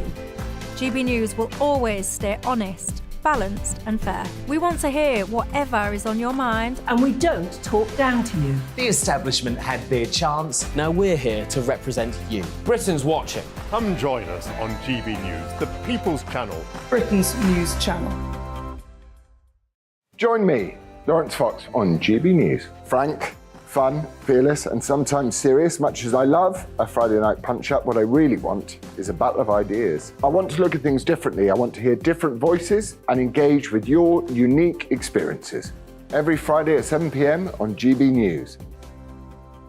I'm Michael Portillo. Join me on GB News on a Sunday morning for topical discussion, debate, arts and culture, and sometimes even ethical dilemmas. I don't always agree with you, Michael. Michael Portillo, Sundays on GB News, the People's Channel, Britain's news channel. Monday to Thursday nights on GB News. At 6, it's Deebs & Co. 7 o'clock, Farage. At 8, join Mark Stein. And at 9, Dan Wootton Tonight, followed by Headliners. On TV, radio and online. This is GB News. We are GB News, the People's Channel. And right across the United Kingdom. You can find us on Sky Channel 512. Virgin Media Channel 604. Freesat Channel 216. Freeview Channel 236. And YouView Channel 236. You can also take us with you on DAB Plus Radio. With the GB News app and at the website gbnews.uk. We're absolutely everywhere. Come join us on GB News, the People's Channel, Britain's news channel.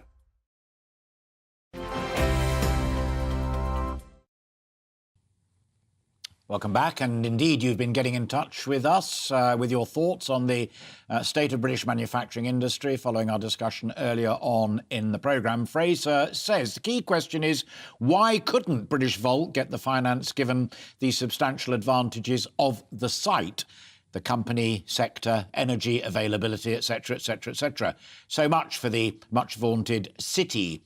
An interesting point. I think it was also inward investment from abroad that the government had made conditional on releasing those rather large amounts of taxpayers' money.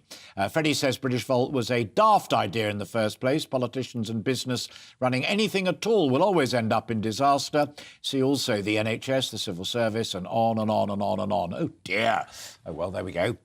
I said I would share all of your thoughts, as ever. And Greg finally says the only thing that'll grow our economy and personal wealth is for Britain to have British companies manufacturing its own products with a strong export industry too. Good point. I think that is exactly what British Volt were hoping to do, but there you go, it didn't come off. Do keep those views coming in and also subscribe to our YouTube channel. We are at GB News, and you can hear what Rory McCallion and Hamish McCrow and others have had to say on this important, and I've got Sir John Majeski coming up towards the end of the programme, I'm delighted to say, for his take on it as well. So, more to come. Now, Dublin has seen a huge shift in its adult population, with over 70,000 migrants in 2022 alone. Over the last 10 years, the country's population has gone from 3.5 million to just over 5 million, and protests in some areas are becoming a regular event. Now, our reporter, Dougie Beattie, has gone along to find out more what's upsetting folk and what do they want done. Here's his report. Well, this is an old Docklands community, population probably about 4,000.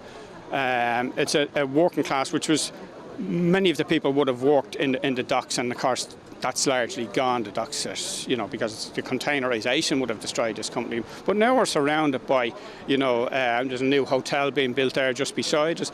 There's Google are just down the road, and it's an ordinary working class people with a very wide mix of people, and it's quite an elderly population as well. Malachy Steenson speaking for the community of East Wall in Dublin, and they're on the march to protest about the amount of immigrants coming into their community, where housing is already desperately short. We have a huge housing crisis. We have a population of 5.5 million, which has increased over the past 15 to 20 years from 3.5 million.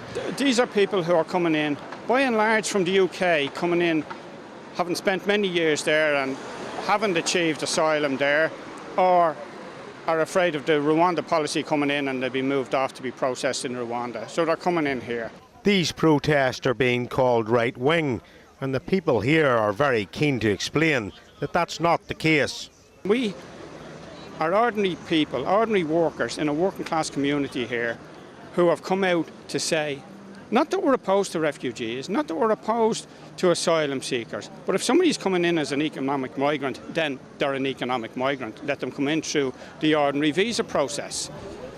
That's all very well saying that, but Irish used to be the economic migrants around the world.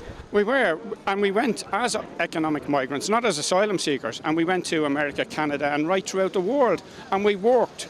And you went in, if you went to America, you stayed with family members or somebody you knew or somebody who knew somebody else, and you got a job and you worked. You didn't go in and get put up in a hotel or an office block. And, today, our children are having to emigrate because they can't afford to live here. So it seems to be incredible that our government is forcing our young people to emigrate, and at the same time saying we've an open door to everybody else that's coming in. There's something fundamentally wrong with a society that does that. It's the middle of rush hour in Dublin, and these protesters have managed to basically stop traffic. People here trying to get home will have to wait a while these protests go ahead. Feelings are running high, and it's across a wide section of society. They're not refugees. Rodrigo Gorman, the minister, is encouraging them to come all over the world, and they're coming, and we'll have no country left. There is racism in Ireland, but it's against the indigenous Irish people. We can't be putting up with this. We have our own Irish homeless people, and they're not getting the support they need. They're living in tents. While the traffic comes to a standstill, protests are gathering momentum, and at some stage public representatives will have to address the situation. Dougie Beattie, GB News, Dublin. And I'm delighted to say that GB News' reporter Dougie Beattie joins us live from Dublin now. Dougie, great reporter, fascinating stuff within that report. I just noticed as well that on the placards that were being held up, underlining that point that you made, and that is that the protesters are keen to say we are not just anti-right-wing, call it what you will, that they were all articulating the fact that they are concerned about the amount of space that there is, they're concerned about housing, they're concerned about jobs, the economic reality of pouring into a country that, broadly speaking, is doing very well. Indeed, Dublin is a beautiful city. In fact, it's a very modern European city. It's the only big city really on the island of Ireland. North and south, the whole island of Ireland has about 7 million people on it.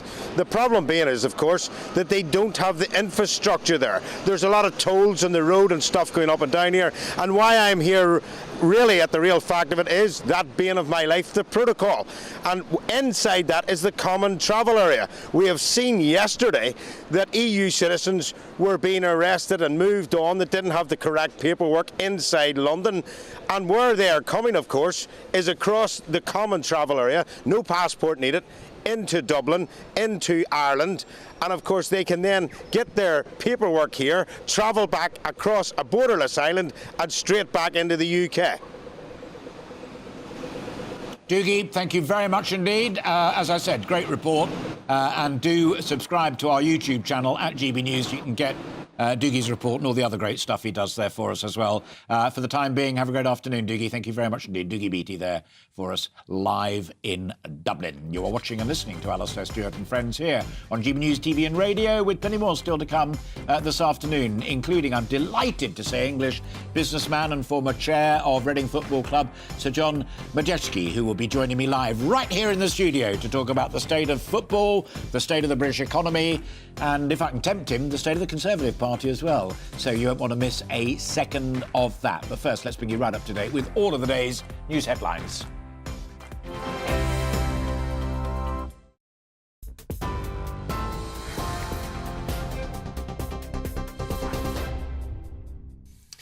Hi there, it's coming up to 25 to 2. I'm Aaron Armstrong in the GB newsroom. Nadeem Zahawi's position as Conservative Party chair is untenable. That's the view of the Labour Party after reports he paid a penalty as part of a 7-figure tax settlement to HMRC.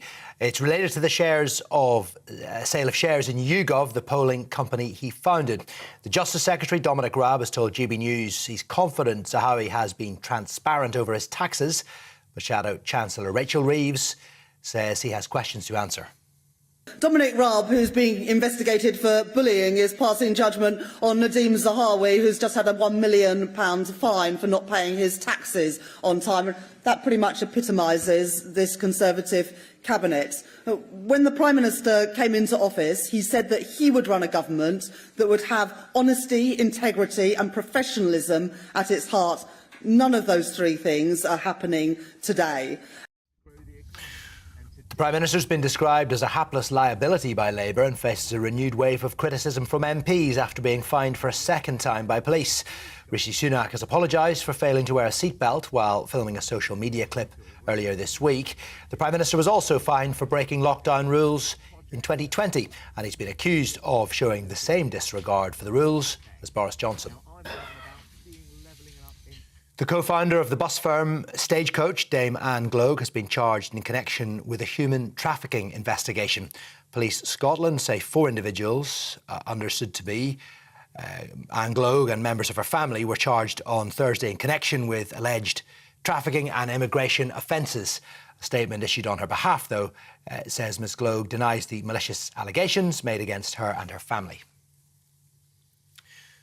Former Health Secretary Sajid Javid says charging patients for GP and A&E appointments is crucial to the survival of the NHS. Speaking to The Times, Mr Javid said it would help the NHS ration its finite supply more effectively. Mr Javid also said the appreciation for the health service has become a religious fervour and a barrier to reform. An advisor to the Ukrainian President Volodymyr Zelensky says indecision over whether to send German-made tanks to Ukraine is costing lives. Western allies agreed yesterday to send more NATO weaponry to Ukraine, but Germany remains reluctant to provide its Leopard tanks or allow other countries to donate theirs, despite increasing pressure to do so. Ukraine's urgently requested tanks to counter Russia's planned spring offensive. TV, online and DAB plus radio. This is GB News. But now it is back to Alastair Stewart and friends.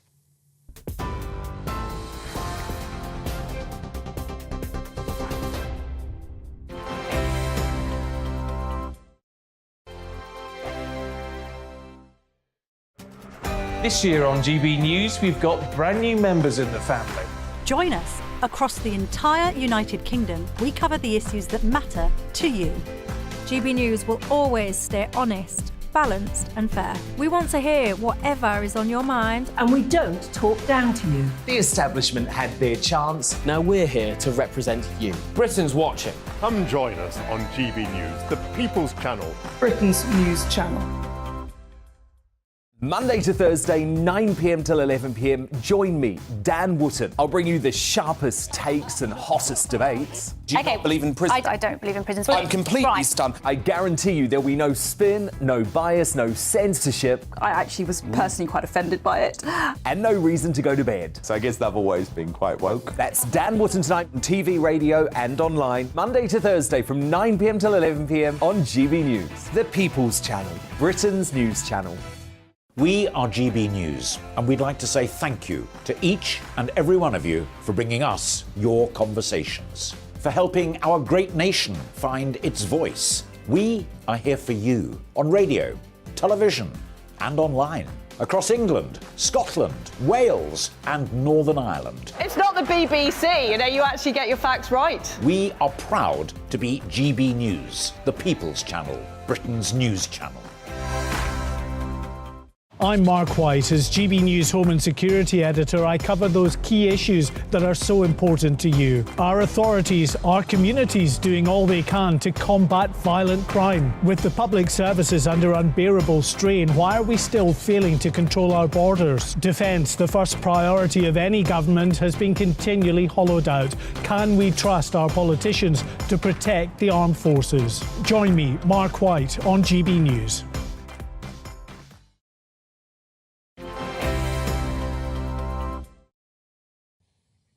Welcome back. You are watching and listening to Alastair Stewart and friends here on GB News TV and radio.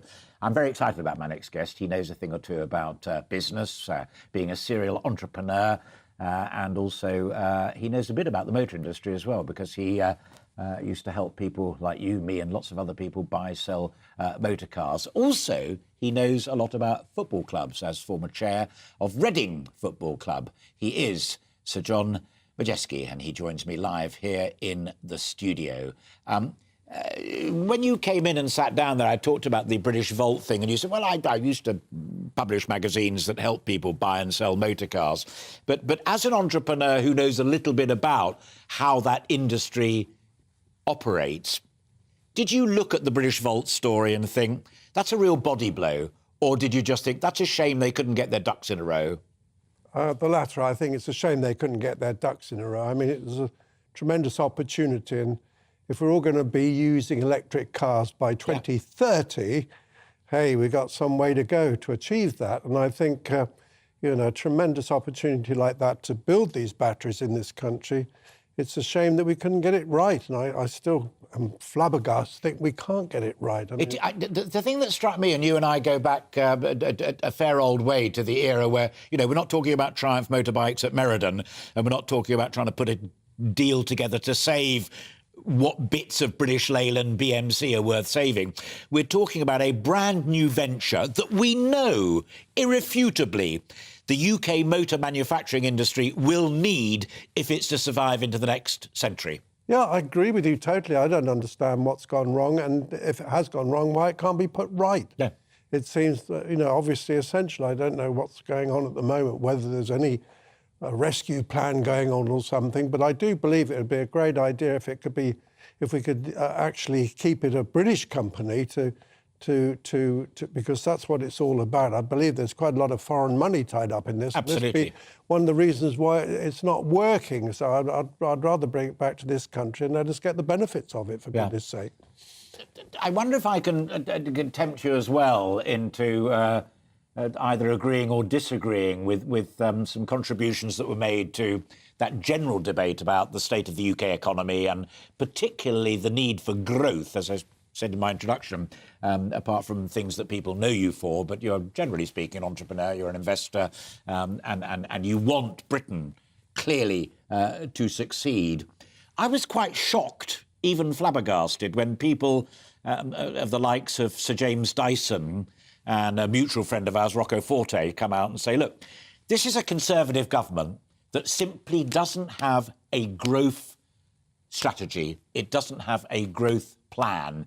And James saying the sheer scale of the state, the size of the state and government ambition and aspiration has just got too big. It ain't what we want if we're to thrive as a country in the modern world. Do you agree with any or all of what those guys and gals are saying? Well, obviously, they've got tremendous experience, so I obviously have to take note of what they say. However, I think business has to be organic, and I think that it's, what we do need is more Rocco Fordes and more Dysons and people of that ilk, because that is the fundamental thing of this country. I mean, now is a very good time to start a business. I'm very optimistic about the future. I say 2023, let's make it a roaring success. I'm fed up with the doom mongers and people carping about everything. Yes, it is tough at the moment. We're all going through it, but it doesn't matter what level you're on. Everybody's suffering right now, whether you're rich, poor or indifferent. Everybody's suffering. And quite frankly, we've all got to buck our ideas up and just make the best of it we possibly can. And all those budding entrepreneurs out there, go out there and have a go, because some of you will succeed. And that's what it's all about. And that's what I look forward to seeing happen. Yeah, and they are fascinating examples, aren't they? Because you could say Roccaforte, his dad set the business up from milk bars and coffee bars to a chain of hotels. But I had a long chat with Rocco at a dinner party not that long ago, and his ambition is to create a global chain, and he's halfway there, of really top-quality hotels that are owned by a British company, controlled by a British guy. And Dyson went from nothing to billions. Indeed. Yes, he's a very, very talented inventor, and that's half the battle, actually. I've got a company called Clearview Traffic, as I speak. We make solar light road studs, which is like one of the cat's eye things, but you can see the linear pattern going into the distance. This is a British product. We employ 60 people, and I'm very proud of that company. And I knew I was coming on your programme yesterday, so I rang the CEO up and I said, what do you make of all this business of what we're going through at the moment, people working from home and everything? Because there was this overlap of when we had the lockdown with COVID, that people were working from home. I mean, they had to, but the malaise of that sort of drifted over into people not wanting to come back to work. I mean, it's so easy working from home for a lot of people. However, having had this chat yesterday, he said people want to come back to the office. They like the environment of it. We're all spinning off each other with ideas and so on, which I thought was tremendous. Yeah, absolutely. Yeah, and I think, we've just got to get on with it and make things work and be positive about the future and just build our great country back to what it was before the pandemic, before the invasion of Ukraine, and we can do it if we all pull ourselves together and be positive about life and be positive about the economy and everything else. Do you think in creating that air, and I agree 100% with literally every word that you've just said, that government's role in all of that is limited, but one thing that it could do, as again many of these commentators, James, Rocco and others are saying, is cut our taxes. So if those people who your CEO said, yeah, we want to come back and want to work, and they get in there and do it, they're enjoying it, it'd be jolly good if they were left with a little bit more of the money that they work their what's-its off to earn. Well, of course, everybody would like lower taxes. However, we are in difficult times at the moment, and government costs money. I do agree that the heavy hand of government involved in things doesn't necessarily work, and we've seen this time and time again. I mean, the National Health Service, civil service, and all the rest of it. The National Health Service, I think the Minister of Health said charging patients to go to the doctor. Good idea. I think the National Health Service in its form at the moment needs total root and branch investigation, because there's too much hospital management We love the nurses, we love the doctors, we love the ambulance driver and all the people that are doers, but there's a hell of a raft of people that are organising all this. And when government talks to them, they have to talk to this raft of hospital management that really needs looking at, in my humble opinion. But the whole system, 1948, I mean, it was after the war, times have changed, and I just think it's got to be a different approach to national health. Sad thing about the national health is, and you know this, if it's free, everybody's in there like an avalanche. I dare say a lot of people could probably get away without sort of going to surgeries and so on. I hope I'm not going to get pilloried for saying this, but because that's we won't allow one thing I hate about going on something like this is whatever you say, you're going to get pilloried. Yeah, well, there you go. No, you won't get pillarised for your optimism. We share it completely.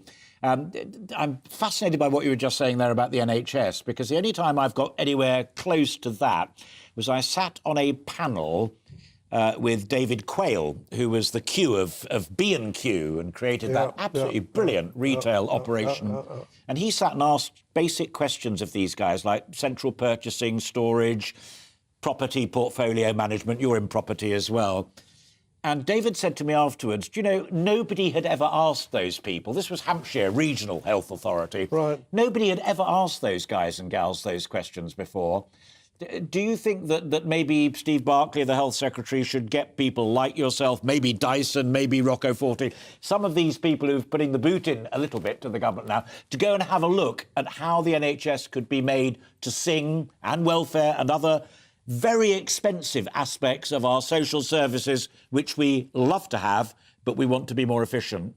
I totally agree. I think that's a very good idea. But I mean, the thing about the National Health Service is it's such a large entity now, and you've got all these different authorities around the country that I think, central buying is good and all these sort of obvious things that come to mind. However, when it comes down to it, it just needs a total root and branch investigation into the whole thing, and you need people that are qualified to be able to do that. And certainly you need to bring in a certain business acumen in terms of that, as you do with a lot of other government's bodies. If you're in government or in the civil service, you've never heard a wiser bit of advice than from Sir John just there. Finally, talking of wise advice, Ineos is doing all right. Jim Redcliffe doing extremely well, owns one of my favourite hotels down in Hampshire, as well as being in petrochemicals. Is he wise to be flirting with the purchase of Manchester United Football Club? You're a been-there, done-it man as far as football's concerned. Although I read somewhere from Deloitte's yesterday's that the most profitable football clubs in the world are now here in the English Premiership. One thing, Alastair, is we should all be immensely proud of the Premier League, which is British, OK? Seen by billions of people all over the world. This is fantastic. It's a great calling card for the United Kingdom, and it's a great calling card when you think that every time there's a focus on a football match in this country, the people are all over the world can see the town that's playing Manchester United or Arsenal or whatever. Yeah. And that's a tremendous opportunity. I think it's in Ratcliffe's DNA, because he did supporting Lewis Hamilton with the Mercedes team, also the attempt to win the America's Cup. Listen, the lad was born in Manchester, not far away from the football ground. He is a Manchester United supporter. Brilliant. We've had far too many foreign people that have come into the game now. I mean, I remember when, people always used to say, is Reading Football Club for sale? And I say, well, I've owned it for 10 years, 20 years, whatever it was. And I used to say, yeah, Reading Football Club's always been for sale. Come and see me. I said, but millionaires need not apply, only billionaires. Because it's not for the faint-hearted. It is really an expensive pastime. John, I've wanted to have this conversation for a long time, since we celebrated Sandra Howard's lovely new book, and I hope that you may, even after that experience, without being pilloried, consider coming back and we'll carry on our conversation as well. But words of wisdom on the health service, on British industry, on being proud to be British and getting out there and doing it and making 2023 a year that sings for us all. So, John, thank you very much indeed. Good of you to make the journey up here and great to see you. Thank you very much indeed. Wow. I told you I was excited about it, and goodness me, was I right. Now, let's have some more of your thoughts on levelling up, which we spoke about earlier on in the programme. David says Hull has been forgotten, especially on the way that the railway would be such an advantage to the docks. Kevin says Brexit's destroyed the UK's public finances. There is no money for anything. Well, there are some thoughts for you to reflect upon, but also don't forget to subscribe to our YouTube channel. We are at GB News. The thoughts of Rory McCallion, Hamish McRae and Sir John as well. It's all there, plus our previous programmes. I hope very much indeed that you will enjoy it. Now, finally, time for our Rural Spotlight, which I love, as you know. Now, here's one that I wasn't quite expecting to utter, but I will utter it with great interest. I hope you share it.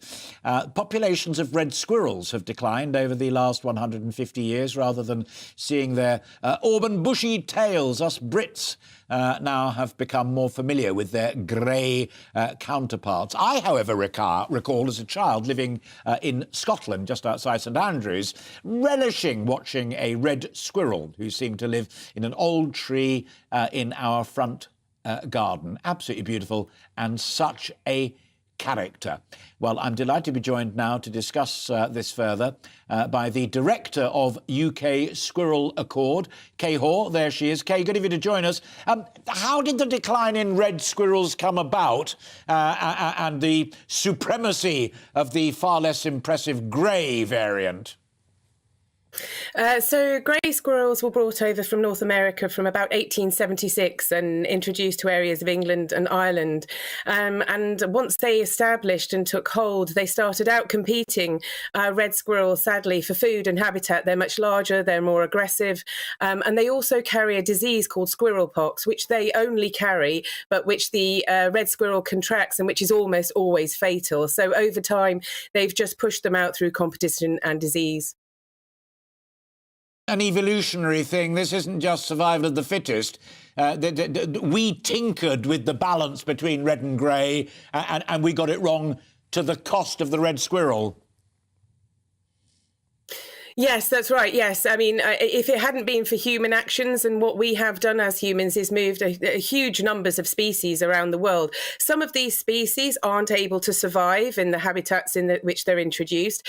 Some of them live in perfect harmony with the native species, but there are about 10 to 15% of species that when introduced to a new area have no control mechanism, no disease that controls them, no predators. And so they're the ones that we call invasive species, and they're the ones that we have to tackle, because at a global level and a national level, they're one of the biggest threats to biodiversity. Yeah, well, I'm all for it, as I said, from my childhood memories of the lovely red squirrel up in Scotland. Tell me this, because we've done the return of beavers to the countryside on the programme, and I know there's a bit of a tiff with the NFU over that, and there was another case of it quite recently. Does this lovely creature, the red squirrel, bring something unique to the ecosystem, to our balance, or are he and she just lovely things to look at? So red squirrels are really important for natural woodland regeneration. They bury nuts and they help the regrowth of trees through forgetting often where they've stashed them, acorns, etc. But unfortunately, what the grey squirrel does, it is bark stripping young broadleaf trees. And this is especially a problem at a time when the UK, along with many other countries around the world, want to plant more trees for the many ecosystem service benefits they provide. In fact, there's an estimate, which is thought to be an underestimate, but that grey squirrels cost the UK economy around £37 million a year in lost trees, damage to trees, cost to the timber industry, and the reduction of carbon sequestration, which red squirrels just don't do. Yeah. If folk listening to this conversation want to help, I mean, we all know that if you put out seed and stuff, you can get a lovely tree full of wild birds. Is there anything that we can do to try and attract red squirrels to our gardens? Yes, if you're in a red squirrel area, you can put out feeders. It's really important to keep them clean in case squirrel pox does break out in the area. But where there are red and grey squirrels, putting out feeders then attracts them together and increase the risk of the spreading of squirrel pox. But a lot of red squirrel areas have local red squirrel community groups, and there are red squirrel organisations and ourselves as a big partnership who are working to try and protect the red squirrel. So that people can donate, people could get involved in their time. Awareness raising is a really big, important thing as well. I apologise, we've got to leave it there, but Google Squirrel Accord and you'll find everything that Kay was just talking about there. Thoroughly enjoyed it. Have a lovely weekend and thank you very much indeed. That's, I'm afraid, all that we have time for today, but I will be back tomorrow at 1 o'clock. I hope very much indeed you can join us all then. Until then, enjoy the rest of today and enjoy this evening. A very good day to you. Bye-bye. Hello there, I'm Jonathan Vaughtry from the Met Office, here with your latest weather update. This weekend is all about the northwest-southeast split, and it's due to where we've got high pressure sat across England and Wales, keeping the colder air intact here. But further towards the northwest, we've got milder air pushing up in association with these frontal systems. That milder air is going to be wrapped up with a fair amount of cloud, outbreaks of rain and drizzle, and a persistent breeze, particularly across the Hebrides and up towards the Northern Isles tonight. Meanwhile, where we've got the clearer skies across particularly areas of England and eastern Wales, the frost will be returning down to as low as -7 degrees in some rural prone spots. We will see some freezing fog patches as well, perhaps particularly Bedfordshire, Hertfordshire, so could be a bit